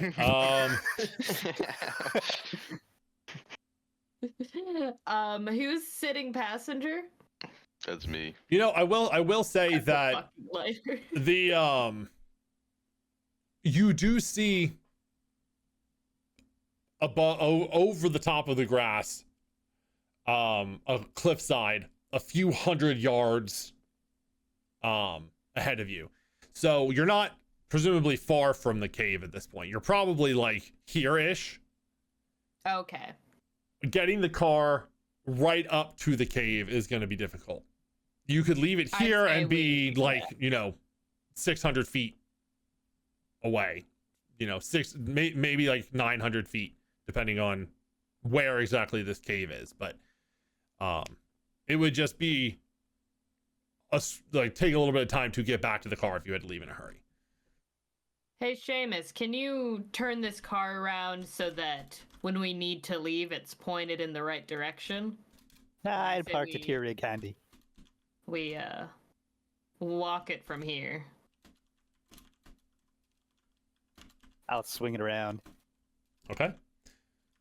So the car is back it up as much as I can into the grass before I think it's gonna get stuck, and then I'll leave it there. sure. And with that, you kind of get the feeling that it is hidden as well to anybody who doesn't know it's there. The grass is tall enough that it sort of covers up the top of the car. Hell yeah. And all of you are like, anybody who's less than 6 feet tall, this grass goes higher than you can see when you step Are into any it. of us over 6 foot? Peter, I- probably? Alright. Yeah. By a ton. Have I also gained my height back? Oh, I think I'm 5'10". Hell, I'd say you probably are like less slouched. So yeah, I mean, if you were at some point like 6'3" or 6'4", you probably are standing back up at your full height. Dang, do we see? Is Seamus that tall? I don't actually know. I don't think I did that much character building. Well, what's your size? 50. So no. So don't think so, average. then. Yeah, that's You're average. an average height man. You're like 5'10". But I think it started at 80, and I had to get rid of a lot of stat points. You know, that's a really good point. So you Oh, don't for actually being get the old or points something? back necessarily. Yeah, as you age, those things decrease. But visually, because you haven't really gained back like the muscle or anything like that you would have had at that time. But I'd say some of that height does come back. So you're probably over 6 feet. You probably like just crest over, but that's like the top of your head. You probably can't see over it. Yeah, I can actually stand tall now instead of stand slumped. Yeah, and Peter's probably like a periscope, looking over, eyes just over the blades of grass, looking around. Nice. Okay, cool. Joseph's a solid 5'9" or something. He's a very Yeah, average. definitely below grass height. Yeah. I'll lead us to the cave. As you walk into the grass, you do get hit with that sickly sweet rotting fruit smell that you've smelled many times now at this point in various places around Blackwater Creek. Along with the very tall grass, you do see wildflowers that are like 4 or 5 feet across from petal tip to petal tip. There are berries and seed pods laying around that are the size of a football. Some of them split open and there's like rotten seeds and things laying there. You see the wildflowers where you would normally see like pollen coming out of them. They're like dripping this black viscous liquid. The torn open fruits that are rotten are filled with deformed bugs and insects. And while they all look very strange and abnormal, the colors are very vibrant and lively looking. Almost tropical in appearance for the flowers. But it smells like awful. Just the thought of some of these plants, the rotting fruit is just abhorrent. And I need everybody to make a sanity roll, please, Oh god. as you're all witnessing this for the first time. Yum diddly. Oh my god. Is that Stan? No. Yes, it is. Oh, Did you yes. roll a 1? I roll a 7. A 7? Okay. I'm still the sanest man alive. Joseph fucking lost Oh it, no, boy. Seamus. no! Wait. How much luck do you have? You can't use luck for sanity. 14. You're right. I also don't have enough to go from 99. You're lucky it wasn't 100 though. First of all, you're lucky that your sanity was over 50, because if it were under 50, Yeah. a critical fail is 95 to 100. But also, if you critically fail on sanity, you automatically lose the maximum amount. Oh my god. So you're lucky it wasn't a critical fail. This isn't like the worst thing you guys have ever seen. I did roll the worst roll though, so you all lose 4 sanity, everybody but Stan. You broke up there. Four sanity for everybody but Stan. I did roll a 4 on a d4. So you didn't critically fail, but you still lost the most amount of sanity. Peter did already. Wait, do I? Oh, I oh, passed. sorry, Peter succeeded too. All right, cool. Yeah. So just Joseph and Seamus.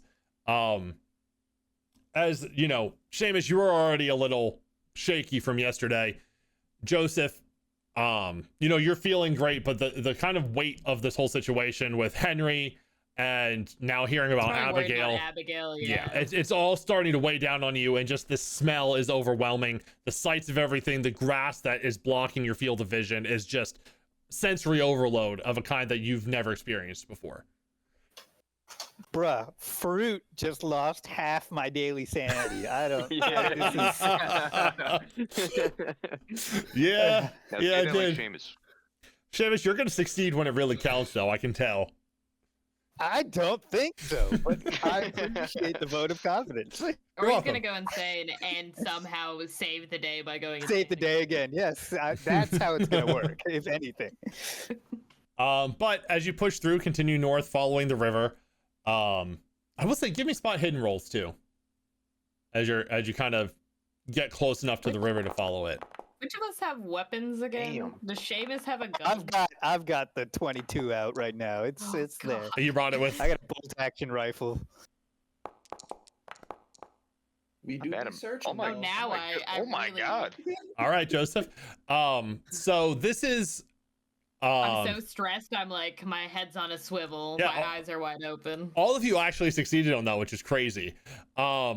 You're all looking around and just keeping your eyes open, and you all will see this eventually. I think Joseph is the first one to spot it, just because you're keeping an eye on the river, following it up, while the others are kind of keeping a lookout. And you notice in the river, it's not super fast flowing, and this was pointed out to you by Peter and Seamus the day before in a jar.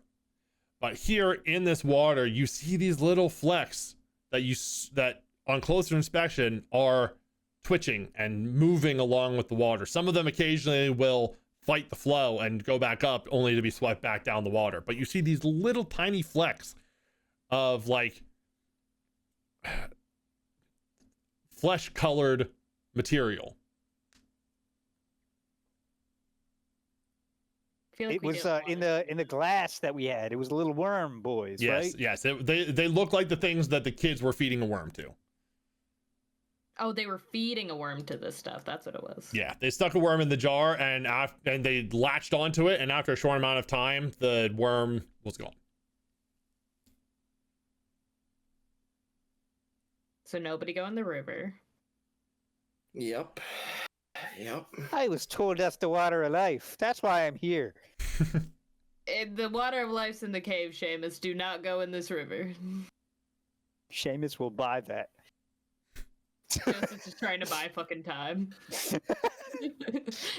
But as you continue to follow the river, making sure to stay away from it so you don't end up inside, you make your way to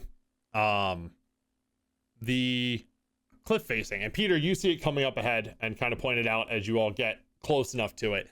And the grass does sort of recede into a more rocky landscape, so the grass does dissipate in the immediate area around the cave. And you see about 20 feet up a slow trickling waterfall coming from a cave mouth.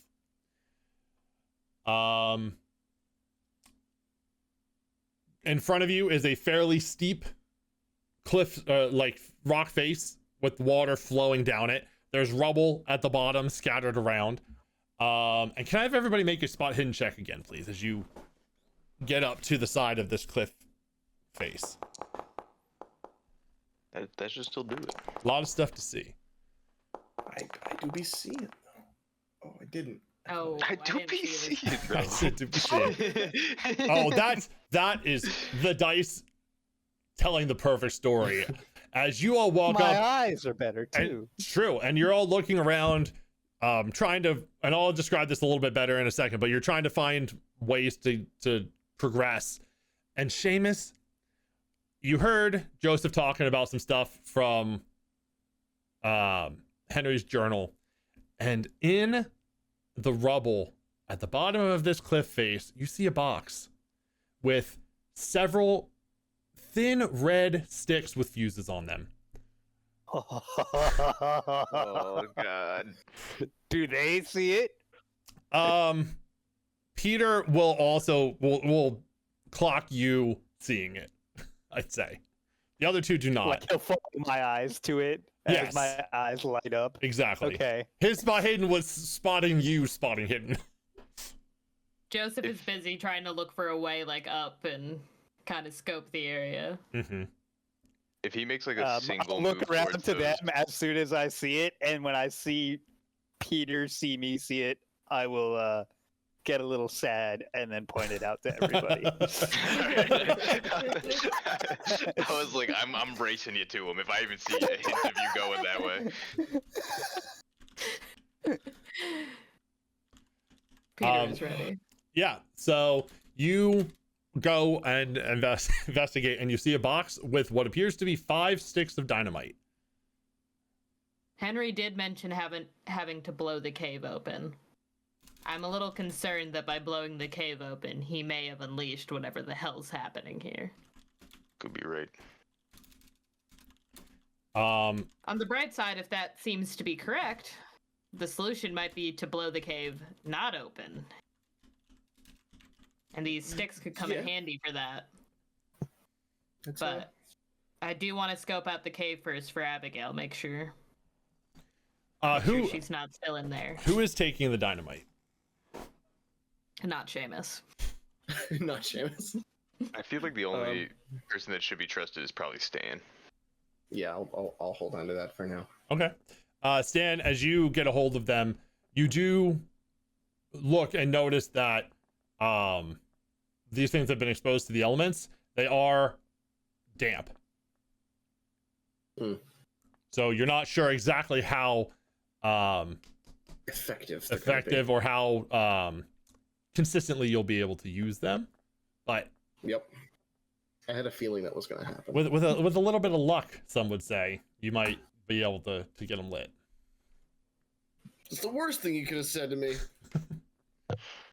Good thing you can toss them to Seamus. And... Yeah, You're just keeping them. Mr. Seamus Lucky. can light them. Seamus, Mr. Oh, yeah, Lucky. he doesn't have any luck. Yeah, who has the most luck right now? I think I do. Maybe Peter's in charge of lighting them when it's time. He's at least got the best arm, so That's true. Also true. you know. So we'll see what happens. But after that little interlude of finding the dynamite, and I think, can I share this now? Is there anything that's going to be revealed? I don't think so. I think I should have it. If you have the stream open, don't look at the stream because it will show the full map because I have it set up so that I have full view privileges. This should limit your character's views. Do you see a lot of darkness? I do see a lot of darkness. And then a pool Yes. around? Yes. Okay, perfect. And we see a side view. Yeah, Yes. Earth's womb is That's, showing. yeah, that's fine. But you are currently towards the bottom of, like, where the creek meets the pool, essentially, like along that area. And Got it. you can go around the pool to the side of the cave mouth, but it is about 20 feet up that you will have to climb to get to this cave. Can I look in the pool? Are there still the weird things in the pool of water? Now that you know to look for them, yes, you can see them floating in there. Okay. I'll try climbing up so I can help everyone else out. Sure. There is water trickling down, so it will be very difficult to climb up here without coming in contact with the water in some way. Maybe just poke the water that's trickling down. And if your finger starts to fall off, then we know it's time to go. Alright, yeah, I'll test it out real quick. Sure. I mean, if you just like splash your hand in it, there's no immediate reaction. Okay, Alright, so well- hopefully a little bit's fine if we just very carefully climb up. Yeah. Because there are also portions that you can climb that don't have the water, but once you get towards the top, you will need to move towards the flow of the water to get into the actual cave mouth, if that makes sense. Yep, yeah. But the rock in general is fairly slippery just from the being near the trickling water, and sometimes it does make its way down to other places. So, Peter, would you please make a climb check? Uh-oh. Okay. Oh, God. I thought it was just gonna be like a strength check or something. Oh, 11. Big got 11. Is that an extreme? No, that's almost an extreme though, right? Almost. Oh no, that's almost a hard success. Still, Oh. regular success. Peter, you are able to climb up this thing. It is slippery. There are a couple points where you need to take a second to like readjust your grip. Let me see here.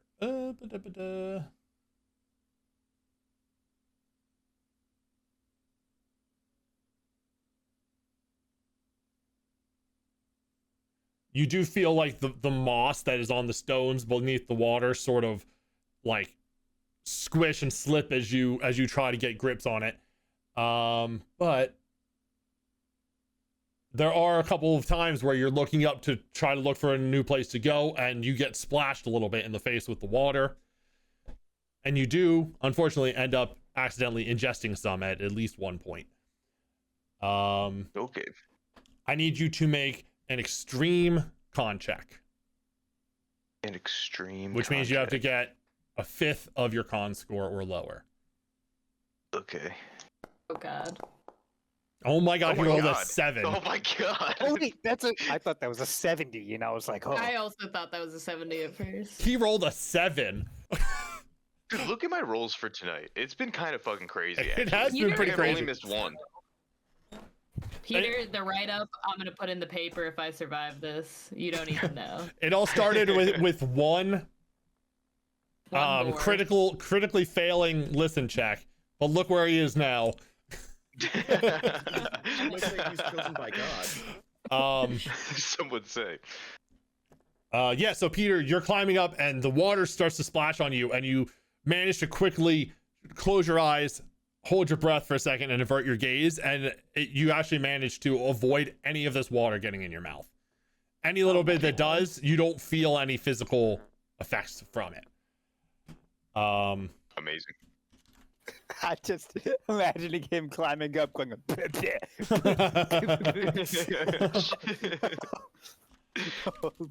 What I like to think I had my else is eyes closed and fun? held my breath the entire climb.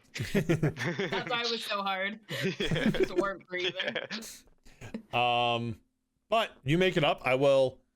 You can move yourself into the cave mouth. Okay. And I also want to. Well, I want to help people get up too. So if I could make that an easier process. Sure. Once you get in, we will discuss what that's going to look like. Am I like here? Is that? Oh, never mind. I can't put myself there. Oh, you. Am I like here? Is that what you're saying? Cool. Yeah, you should. Can you see inside? I can't. Oh, you know why? Because I haven't set up your site. I don't think. Vision enabled. Vision. I'm going to say 5 feet. Bam. So you have a little bit of sight. There is, and actually, you know, I'm going to reveal a little bit more because, let's see if I can remember how to do this. Because there is, when you get up, you look inside, and there's more of this scent of this rotting fruit, but on top of it, you smell like spoiled meat on top of this like sickly sweet rotted fruit smell. Not the smell I wanted. No, but the Not the smell I was looking for. the water continues to run. You see kind of where it's coming from, and as you look in, the first thing you notice is that it is slightly lit up in here. There is a dull purple glow from some sort of fungus that is growing along the actually it's not fungus. So you see the walls are giving off this slight purplish phosphorescent glow, and it appears there's some sap like liquid coating the walls that's giving off this light. It's very dim. It leaves a lot of shadow. So if you don't have your own light sources, it's going to be pretty difficult to see anything in here, but you do get at least a vague sense of like the shape of the cave. But you also hear, whoops, no, come back. I accidentally scrolled up. You also hear sobbing from deeper deeper into the cave. You hear a woman's voice just sobbing incessantly. Oh god, it's the Last of Us witch. Oh, God. um Peter, what you see up there? Yeah, that's about it. Yeah, I don't see much. I can see that there is some glowing on the sides, but I can hear someone crying. Is it Abigail? Back to the car then? Never better. Seamus is he's the least sane, but the most sane at the same time. Really and truly, though. Peter just dives right into the pool, and he's out. So Peter, I am thinking maybe we don't all climb up. Mostly because I don't think we all could climb up. Unless someone else has Peter really said good he climb. wanted to help. Do you have any sort of rope or anything? Help? I was just looking for even just a for like a flashlight or something. I don't have like anything. I got my grandpappy's gun. Does anybody I have went to rope go or look at anything? This is exactly what I wrote for gear. 1 camera, 1 cool hat, 1 notepad, 1 small knife. That is all I have on me. I have gun and 4 empty bottles of sneaky hooch. Okay. We tie those bottles together. Stan, you don't have rope, No. right? No, I don't have rope. You can braid a We rope could- from the 6-foot-long We grass. could make them. It would have been nice if you did that before the guy that's helping everyone climb went up. We could throw it up, you know? Yeah. Who else is going to try to follow? Peter. I've got a 20 on climb. But I also there- feel like yeah, me Joseph too. would go up, like, no matter what. Like, Yeah. Joseph's gonna try. So I will say with Peter at But the if top, you guys want to stay down here. Are there vines or anything like growing? not really. I mean, there's moss, but it's under the water flow. There's really nothing like large pieces of vegetation to use for climbing. I will say, first of all, I think we talked about it at the beginning, and I remember somebody having a flashlight. So somebody has a light source. I don't remember who it was, but somebody has at least a flashlight. Yeah, I feel like I would have had a flashlight. So if you want to have given that to Peter before he made his heroic climb, that's fine. So Peter, Okay. you can have a flashlight. Can I look a little deeper into the... Yeah, I the will. before- Oops, I will. No, I didn't want to draw another light source. Let me increase your view since you have that. Let's say that much. There you go. Oh, whoa. You got 100 feet of sight now. So you shine the flashlight in, and right now there's just this water, which kind of varies in width along as you go. The elevation doesn't get too much higher, but it does sort of twist a little bit. And you see more of this purple phosphorescent glow. However, you do see, along with this sap-like liquid, some like lumps and growths on the wall. Yeah, like further in the cave, but there's a couple patches where there's like bumps with this sap covering on top of them, but you see something underneath the lumps. Can I see, like, can I make out what that is? Sure, make a medicine or a biology check. Okay. Medicine is a 1. That's to be expected. Cool.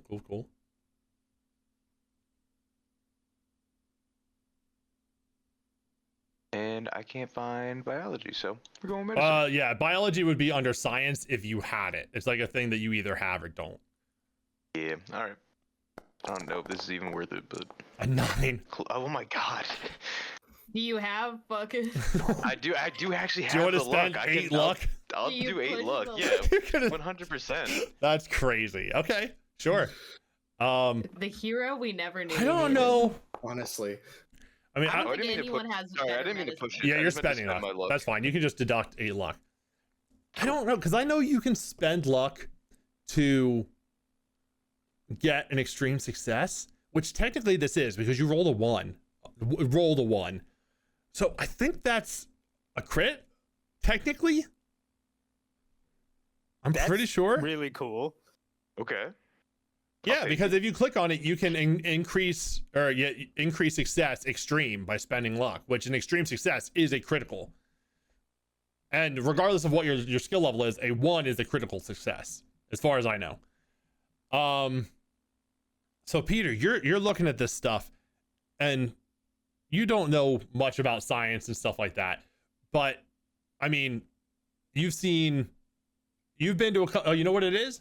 You've been to a couple of classes and stuff for your job that you were required to go to, and learn certain things that you might encounter and be, prepared for some crazy stuff. Mm-hmm. You see these lumps along the wall further in the cave are organs. Covered by this like sap-like material. You see various internal organs that do not look healthy. Like, aside from being here in the cave outside of a body, they have these like black pustules on them, like the people that you've seen here. Yeah, I need you to make a sanity check. I'm coming down. Maybe Seamus is right. Maybe we go home. Yeah. That's fair. Oh, I thought it was a 7 again. Again, man, I'm reversing. Let's see here. Spend more luck. That is, you can't spend luck on sanity. I can't on sanity. That's 2 points of sanity loss. All right. That's not too bad. Nah. No, especially because he didn't lose it to the flowers earlier.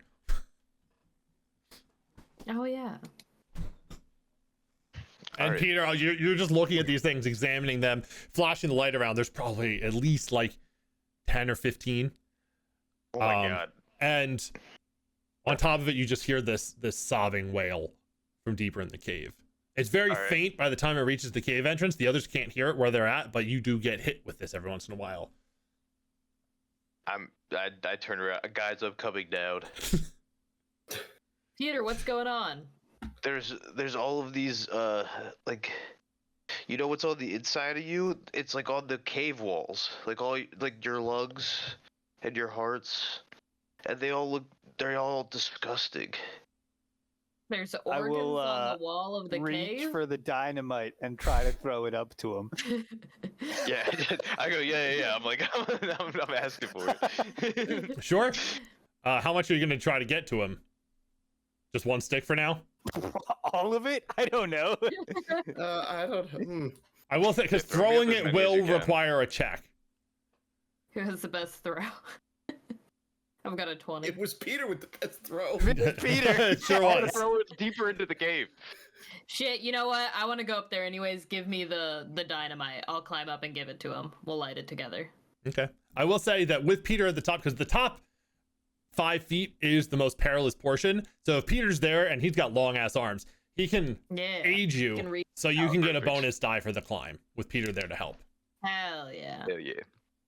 It would have been much easier with a rope, but you still can try with Peter up there. So, oh, that's a 9. We did it, boys. Yeah. So Joseph takes the 5 sticks of dynamite from Stan.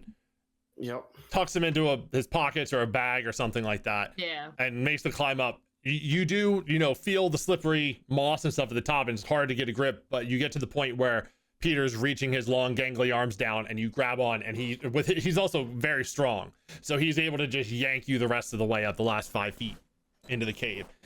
And you hear this wailing. I'm assuming Peter has stopped shining his flashlight in at the moment. So yeah, probably like on the ground at this point. But you do, what I will say, Peter, because there's supposed to be like reactions when you lose sanity, regardless of how much it is. You dropped the flashlight in reaction to this sound. Make a luck check. Oh, okay.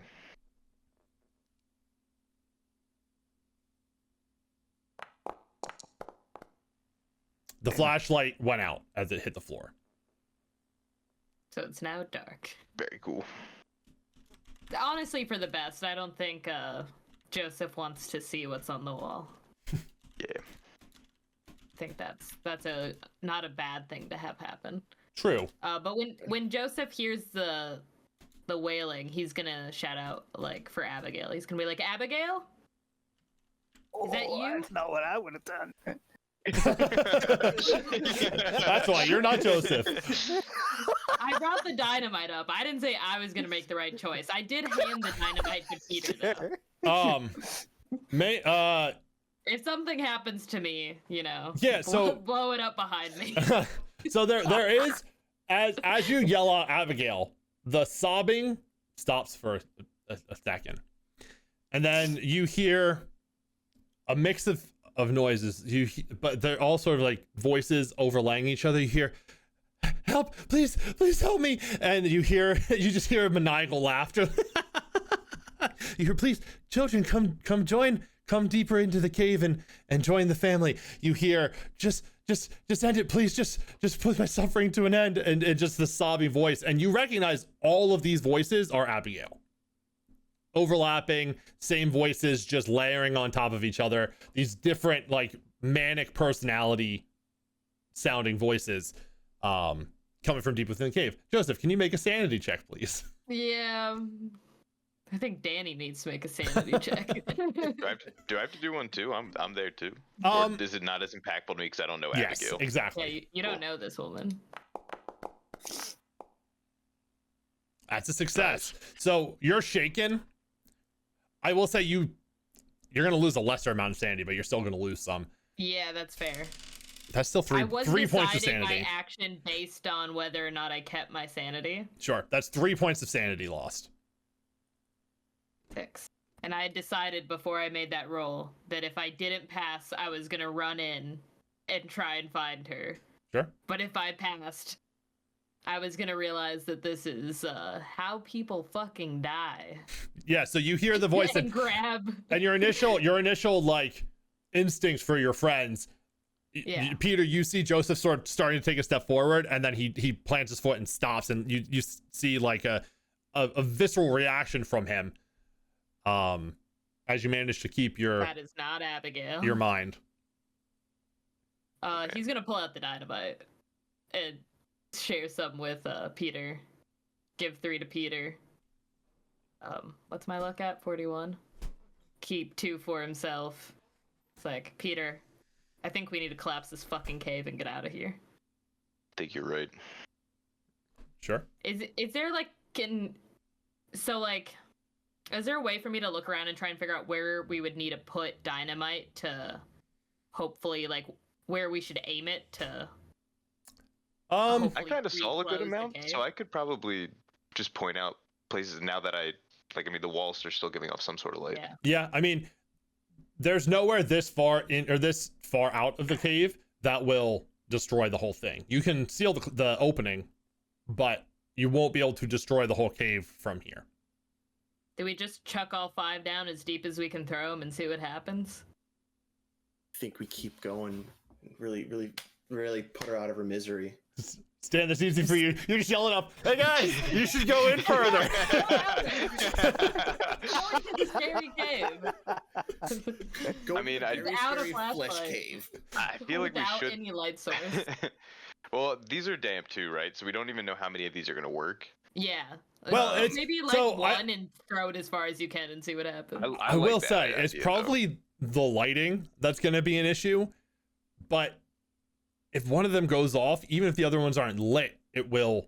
Oh yeah, they'll all. I will probably say that the luck for lighting them is more of if you're in an urgent situation and need to use it quickly. If you have time, you can like dry out the wick. Or the fuse, I guess it's a fuse on dynamite. Yeah. And get one of them at least to the point where you can light it. And then, like you said, if you bundle them together, it's not like something that needs an electrical pulse or something. If one of them goes, they're all going to go. It's going to be a chain reaction. I do like the idea of lighting them while we're still close enough to kind of like jump down quickly. Because I'm worried if we go too far in and collapse the cave, we're not getting out of there. I agree. So yeah, I like it. I'll just chuck it as far down the cave as far as you can, and we turn around and we run. I like it. The moment it's lit. Not into the water. Not into the water. Fair. How far is the drop? How far up? 20 feet. Can you jump from 20 feet? There's a little Someone pool. jumped I from think we 20 could. feet before. I mean, we don't want to go into the pool. Avoiding the pool is the point. Oh yeah. Um, But I mean, you can. We like break our knee. I mean, it would cause some injury, yes, but you Like could do it. twist You would an ankle. survive. Yeah. Yeah. Maybe I'll like try and climb down as far as I can. Just Yeah, and kinda that's drop the one. thing. You can make you don't know how long these fuses are going to take to burn, but you imagine it will be at least a handful of seconds to give you a head start to start climbing down, if nothing less. Or Now if remember, nothing more. Peter, you got to make sure it's good and lit before you throw it. Doesn't matter if you throw them and then it just goes out immediately. Gotta get a good burn on it. got it. All right, so I try to do it. Sure. And like I said, you can take a little bit of time. The voice still goes, but neither of you is being compelled to move in. So you just push it out of your mind as best as you can. Take a little time, dry out the wick. Use either the matches or the lighter that somebody has to strike the fuse. Peter, you give it a good football toss deeper into the cave. And I would like you both to make climb checks if you're going to try to escape. Yeah. As we were like lighting it and he's like getting it prepared, Joseph Oh turns to my Peter God. and is like, "Hey man, if Henry recovers and asks, I definitely did my best to save Abigail." Oh, 100. Yeah, Oh you my gave her God, you CPR both- and everything. You both passed on your climb checks. Oh my God, you got it too. Wait, Peter, you only had a 20 climb the whole time? The entire time. I didn't even realize. I thought your climb was better than that. No, I got No, an we 11 both- the time before. We're going Okay. on pure luck right now. Hell yeah, you To two put are. that in perspective, Seamus also has a 20 climb. Yeah, I think 20 is the default. Yeah. Because I definitely didn't augment my climb. Yeah, so you're all just base level. You climbed in PE, but that's about it. But you manage to throw it in. You hear the fuse burning. It hits the ground. You still see the flash of the fuse in the darkness ahead, and you both quickly scramble down. The two of you on the ground. You see Peter rear back and throw the dynamite into the cave, and the two of them start scrambling down, and without really any issue. Although I do need both of you to make Oh, yeah, extreme critically. con checks, please, Yep. Okay. because the water is still flowing as you're trying to climb down. For you. Yeah. Ooh. Oof. That's Oh not God. what I'd like to see. Okay, so At all. that's failures for both of you. What would I need to get? It's 4 10. skulls, man. 10. 4 skulls is a critical failure. I feel like I just got to get out of this. Should I just use the rest of my luck? I mean, Like I'm might as home well, free right? after this, right? Yeah, exactly. Yeah, unfortunately, use it. Joseph would need to spend 87 luck for that. But Oh God. but Peter, you can spend your Yeah. 25. I'm gonna, yeah. Sure. Joseph knew this might be a suicide mission. I thought he might have gotten out of there by getting lucky with that sanity check. Yeah, I mean, you succeeded the sanity, you succeeded the climb. You just get you're climbing down, and you hear one last echoing wail from Abigail in these like overlapping voices, and you snap your head up, and just the water's right in your face. You don't even have time to think about it. It was just an instinctual turn to your friend's distraught Swallow voice. a big fucking gulp. Yep. That is what happens there. But the two of you managed to make it down the cliff without any further issue.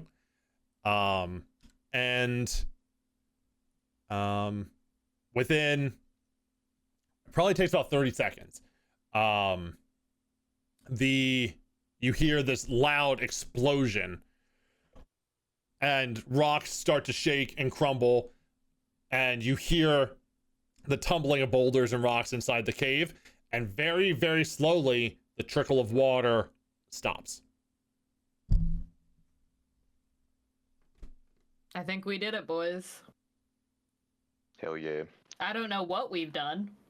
I still don't understand what's happening here. But I feel a little bit better that at least the cave is shut. Yeah. Can I'm I glad look to be out of around there. to make sure nothing is reacting to this? Yeah, do we need Sure. to walk casually to the car or sprint to the car? Make What a kind of- spot hidden check. Yep. I will. What kind of experience okay, are we look around at having? that question for sure. 90, Oh, I didn't 96. see it.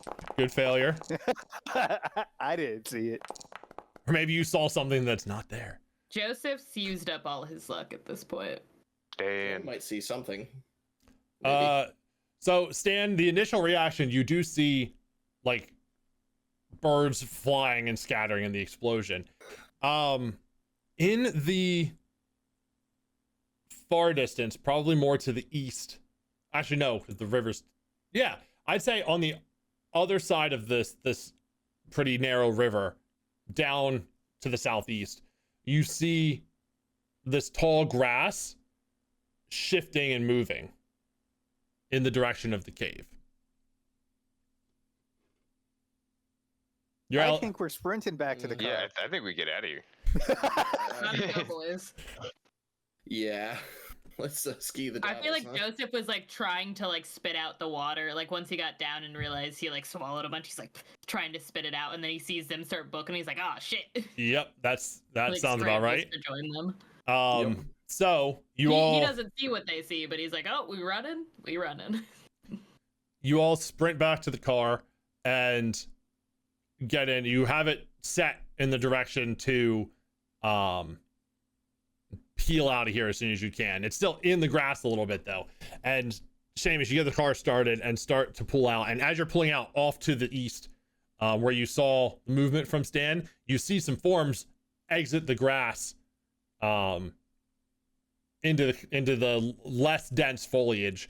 And in the front of the group, you brandishing a shotgun, you see Sheriff Dick Sprelston, followed behind by like 6 or 7 other townsfolk, all with weapons coming in your direction. Seamus, I need you to make a hard drive roll. Okay. Do I have to click something to make it difficult? When you click the roll, it should ask you Oh, I what the see. difficulty is. All right. Maybe we should have left one stick of dynamite to Nope. the car. Dang. Okay. Should have kept one. Can I push my luck?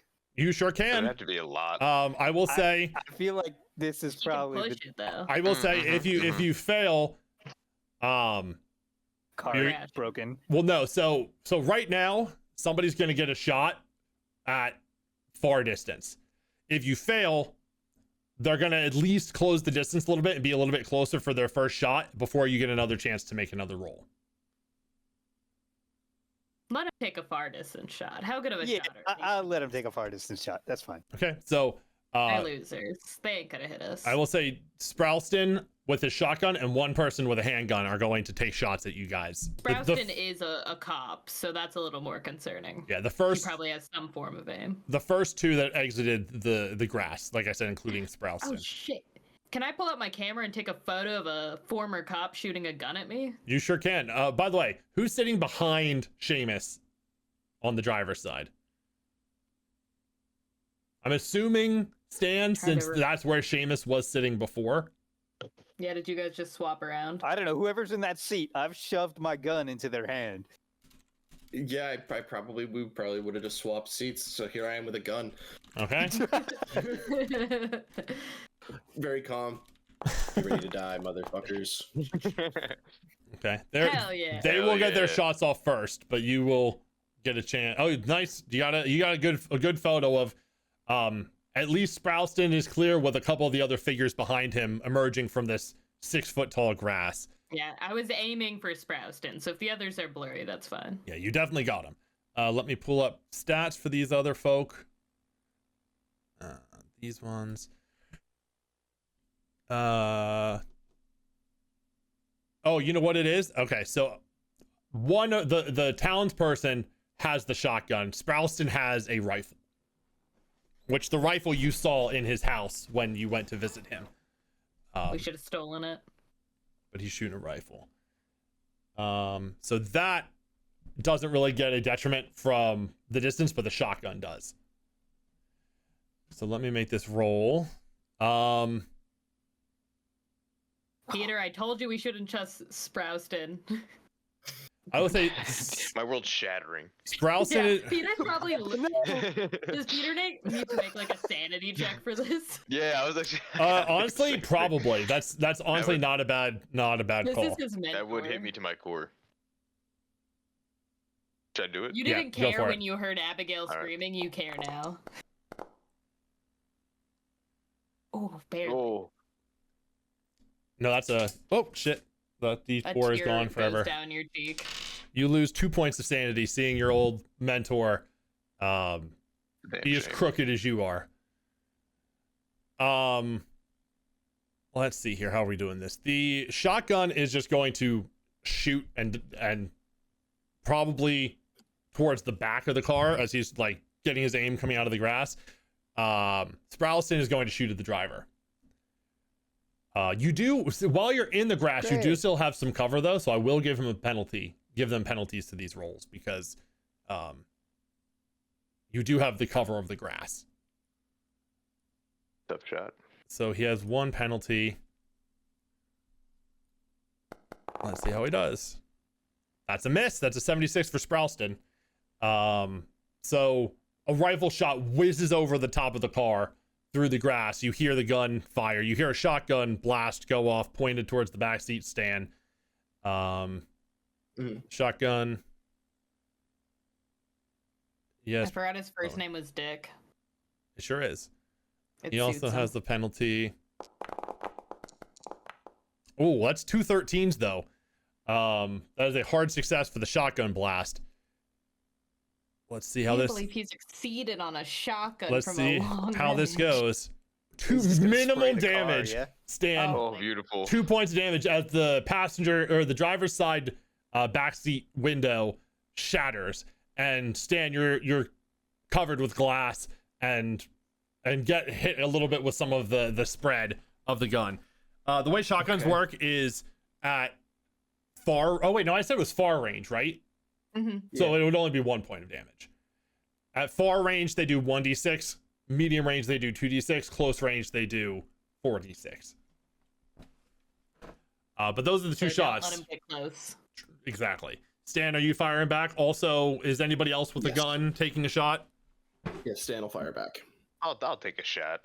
I don't have a gun. I don't. My gun.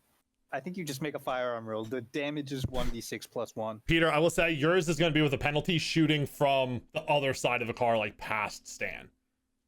Oh, that's true. Actually, I probably wouldn't even want to. I probably am just still shook by the whole. That's true. You're Seems probably gross, man. not wanting. Yeah, that'll be what your penalty for losing the sanity is you kind of freeze up seeing Sprowston loosing this rifle shot towards you guys. Sounds good. I wanted everybody to pop out of the car with guns, and then what's his name, Joe, to pop out of with his camera instead. Everybody shoot. Joe, not that kind of shoot. Joe knows what he's about. Yes, Evan, you can just make a rifle check.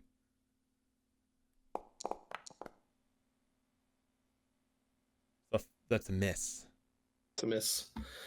So you take aim back, but again, the grass is long and you haven't gone out of this yet, and you take the shot with Seamus's gun, which you're not familiar with using, and you just unfortunately don't make a hit. Peter's frozen. Joseph got a picture. Stan took a shot. Seamus tried to drive away. All right, so we'll go back. This is kind of a loose initiative, but Seamus, you can try to make another drive roll if you would like. Another hard drive roll. Unless there's anything you're going to do. Oh, that is a 4. Hell yeah. That's what we needed. So with a We little started the car. yeah, a little bit of a kick from you started the car. Yeah. With a little bit of a kick from a jump start from the gunshots behind you, the window shattering, kind of you focus in, you get the car started and get it free from whatever was holding it in place, and you peel out. I'll say with the hard success, they were already at far distance. You managed to get far enough away that they are not in shooting distance anymore to get out of here. You do see a couple of them running after you, but they're not going to be able to outrun a speeding car. So Unless they can, and that's even scarier. that's I wouldn't put it past this whole thing, but no, they are not superhuman in that fashion. We've been incredibly lucky this game. Yes. Oh, There's been although there has been a bunch of points where if you weren't lucky, somebody was gonna die. Like Yeah. I am concerned about my extreme fail on that Constitution check, but I think that'll become a problem later. possibly. I will say because Sprowston's rifle does 2d6 plus 4 damage. Jesus Christ. So if that hit Seamus, the driver would either have been dead or gravely injured, most likely. Like, what's your health, Seamus? 9. Yeah. So if you take half or more of your maximum hit points in one hit, you get a major wound. The minimum damage that does is 5. So Yep. that would have been very bad if that rifle shot hit. But luckily they don't have luck to spend. Also, you guys have did 41 spend a lot so of luck. Something bad happens. Mm-hmm. You spent so much luck. Yeah, there were some I somehow situations. spent no luck. Yeah, except for on your one picture. Yeah, that's the only time I've spent luck is to get a good photo. But Oh my God. Seamus, you peel out, you manage to make some distance and get back on the road. And I'm assuming, what are you gonna do once you get back on a road? Go to Boston. That's kind of what I figured you would say. Should we stop back and check on Henry?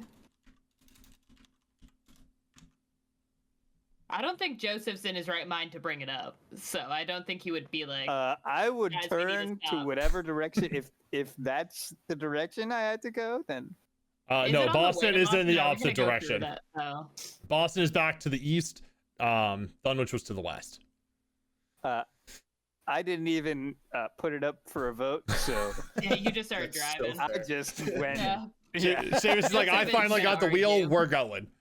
He doesn't really Yes. want to see Henry and tell him about his wife yet. I think when he gets to Boston, he's gonna send a call to McTavish, call him up and be like, "Hey, so Henry's here. You should go get him." Sure. Make sure he gets taken care of at least. Not even if it's not he's you not doing gonna it. like just abandon him there. But Yeah, and- he's And due to this, based on the state of him, he's gonna be under care for a while. yeah. Joseph is having a hard time coming to terms with all that's happened. Makes sense. He's ready to leave. That's fair. So Seamus tears back to Boston. You did stop minor times for like refueling and stuff, but I forget what the drive was on the way here. I feel like it was like a day and a half.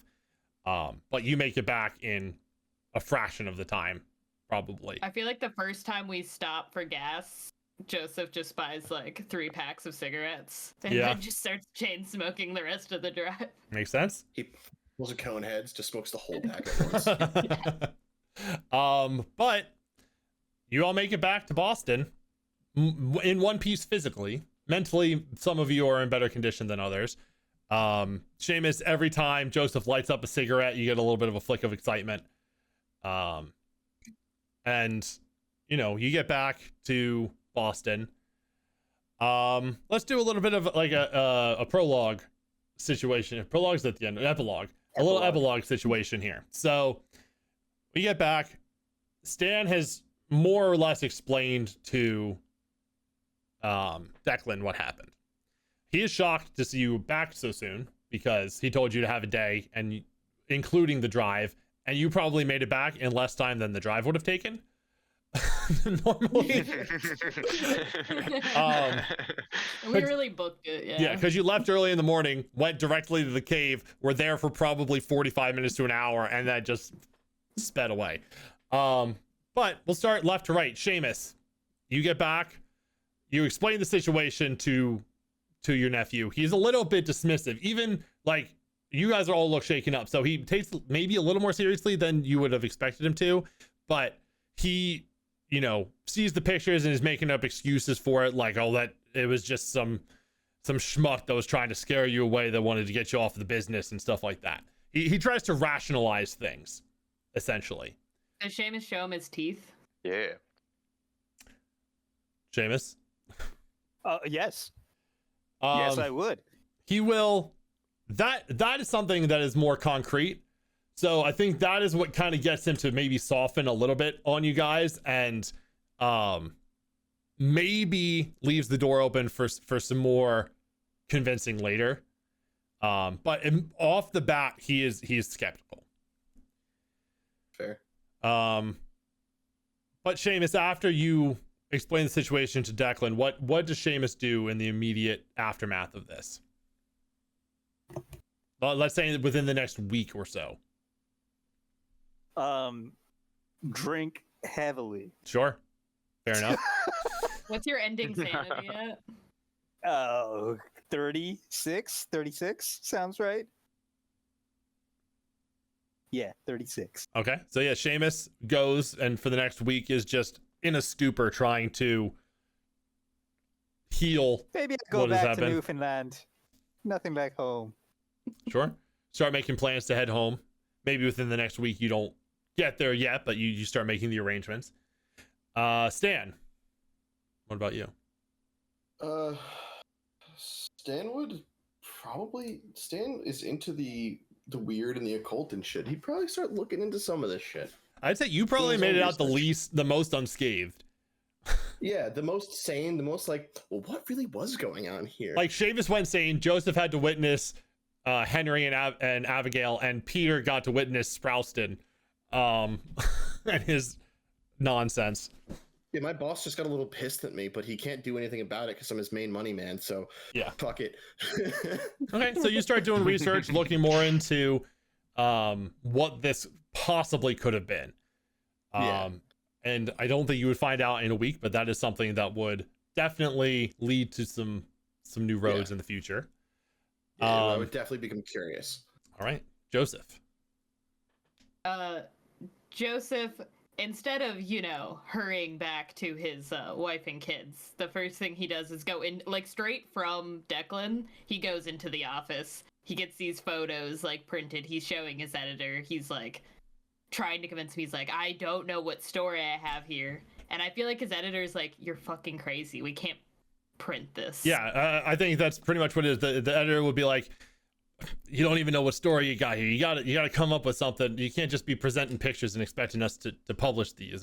This takes time and money from us. You gotta have something concrete for us. Joseph, you know how this works. And so, like, dejected, he finally returns home. His wife's pissed as usual, but he disappears like this on cases a lot. Mm-hmm. And this time he comes, with a payday from Declan. Yeah. And then once he's home, he calls McTavish and is like, hey, Henry is real bad and I need to be home. Like, here's where I left him. Abigail's dead. Like, he does not explain. He's like, Abigail's dead. Okay. Henry is really injured. Something's gone wrong. I don't know what happened. And he kind of, like, makes sure there's arrangements for him. And then he, like, so that's, like, within the first 48 hours. And then after that, he, like, kind of just decides that he's given up on trying to get the original story published for now. He's not going to drop it. It's definitely going to, like, consume the rest of his mind. Like, for the foreseeable future, trying to get more evidence. Sure. But instead, he publishes a nice fluff piece on a hero cop that saves the elderly man. And that's the story he presents for the weekly paper. Nice. And I do think with word of your original story getting out, you might get approached by a couple like tabloids or more like, non as reputable papers that want this story from you. But that will happen a little bit later as word spreads of your, exclamations to your editor. But yeah, you get things settled for Henry, and I get Peter's hero story published. Yeah. Yeah. And with that, Peter, I will say within a week or so, you do get a very happy, proud call from your mother. Peter, I saw you in the paper. You looked so strong and like you did such a good job, boy. Oh, that's amazing. Oh, no, wait, is she talking to me? Is she calling me? I'll just say that yes, you get a call from your mom, and that's basically the gist of it. Is she's very happy and proud to see her hero son in a good light. Oh, it's amazing. All right, well, I would go home and I'd tell her and my horse all about it anyway. Okay. She wouldn't. She would think you're making up parts of it. Like any of those. She'd be like, "Oh, you doing the devil's drug or something." Yeah, pretty much. I told you to stop telling them stories, Peter. You gotta stick with the truth. That's what people like. They like the truth. But the horse believes you fully. The horse Yes. is on my side. Yeah. So you got home? Anything else from Peter? I'll say seeing Sprouston in that light made him question his faith a little bit. Okay. And it made him not want to be a crooked cop anymore. So now he's trying to get clean. So I don't think Declan's gonna let you just quit. So he's gonna do his best. You're trying to clean up your act and become a good, honest cop. Piece.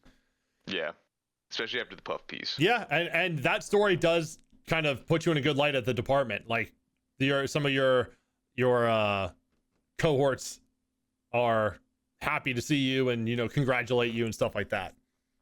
That's a first. Yeah, and it probably feels good for Peter. That may also encourage the extra want to get better. Yeah. That's all I got. All right. So with each of your personal dealings wrapped up for the short time after this, we'll go over a couple things here, and then I will explain some of the broader ramifications here. Wait, real quick. Oh yeah. When Joe's story ends, I in my head I'm imagining like him sitting at a typewriter typing, and the camera slowly zooms in on the black around his lips. Oh, and then it fades out. Hemal, thank you for that. Sick. I forgot one thing. Can you make a luck roll for me, Joseph, please? Well, I have 41 luck left, but I didn't spend. And that's 10 was the start luck. of 28 days later. So, Joseph, roll 3d10 for me, please. Oh no. Wait, now. How do I change it to roll like 3 at a time? If you at the bottom, you might just have to roll 1 at a time. Oh, there we go. If I just hit it, it'll okay. it. Gotcha.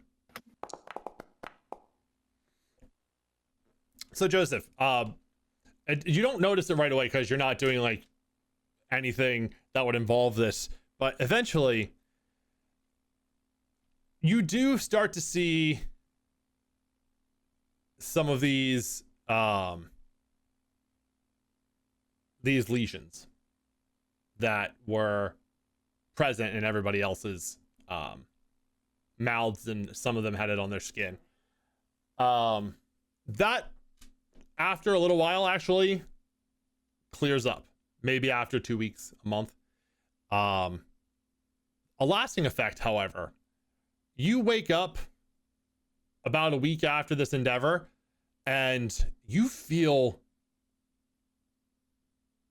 the strongest you've ever felt in your life. You gain 12 strength. Oh my god. Everyone go chug the water. I will say everybody else who was exposed to this, the little aches and pains start to ease back in after a little bit of time. Joseph, this happens for you too. The strength does not ebb away, but the minor effects do. Seamus, your teeth stay. Joseph, your knee still feels perfectly fine, like new. But you all made it out without any permanent, lasting negative effects from whatever was happening here. Again, physically. But so over the course of this, you did a couple things that would, ended a couple of put a stop to a couple things and ease your minds a little bit. So for stopping the whiskey, which you definitively did from entering the wider population, you all regain 4 sanity. Nice. Oh boy. Oh wait, I gotta reopen my thing.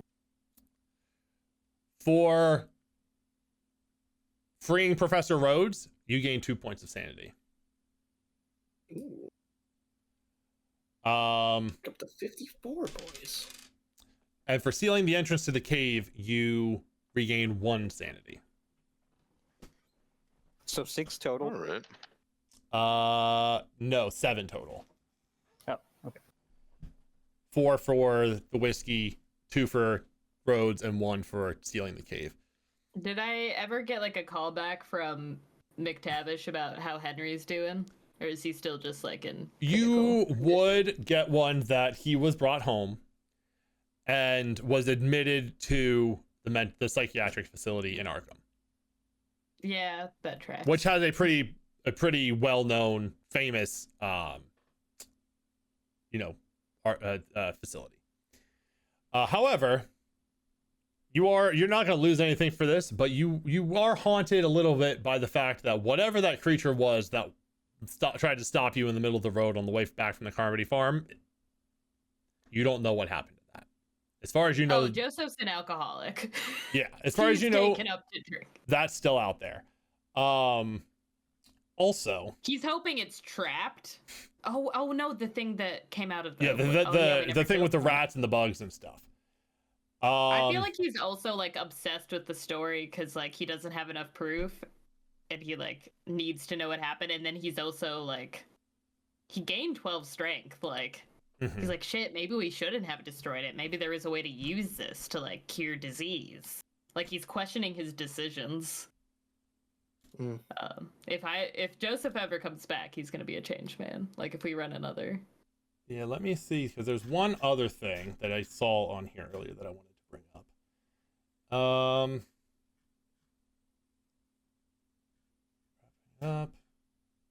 I feel like Joe and Stan are gonna come back for another adventure.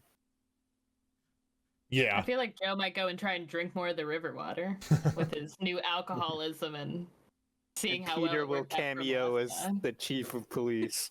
Well, By then, so after the puff piece, so when you all left, the river had been cut off. Oh yeah. However, Blow the cave back open. over time,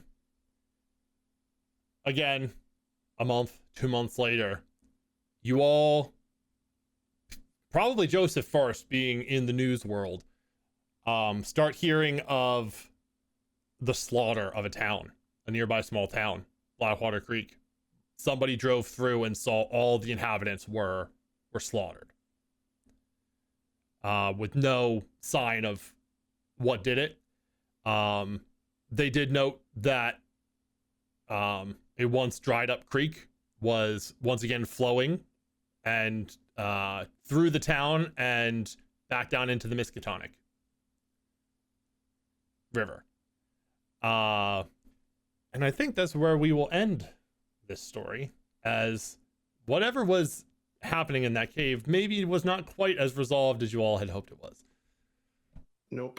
It's Yeah. even worse now. It was put on a temporary if we hold. sealed it away, it'd be fine. I didn't think we had to go in there and kill Abigail. Oh, it was for a little while, but you didn't cut off the source. Oh. Yeah. not my problem anymore. I'm not going that way ever. Yeah, Seamus was already back in Newfoundland. He's fine. That's fair. Joseph might end up going back. We'll see. I actually, you know what? I don't think he could face like Abigail. I don't think he would actually. If we'd gone down there and he'd seen Abigail even as a monster, I don't think he would have been able to kill her. I think he would have just died. And he knew that. That makes sense. Like, I can't kill her. I hate the title Earth's Womb. Yeah. I keep looking at it on the Yeah, side view well, section of this. so map. I'm gonna finish up the YouTube recording, and then we can talk a little bit, and I can answer some questions if you guys want any specific answers. But for anybody who watched on YouTube, I hope you enjoyed. Thank you all my friends for joining and letting me run this for you. I'm glad you all seem to have enjoyed it. Yeah, it was a lot of fun. Yeah, totally, man. We will hopefully do more of these RPG games in the future. Maybe come back to this and some of these characters or all of them if everyone wants to, but we'll try out other games too. I know people that want to play some of the other stuff like the Avatar game and Edge of the Empire and some of the other Star Wars stuff. But either way, thank you, YouTube folks, for watching, and we'll see you next time.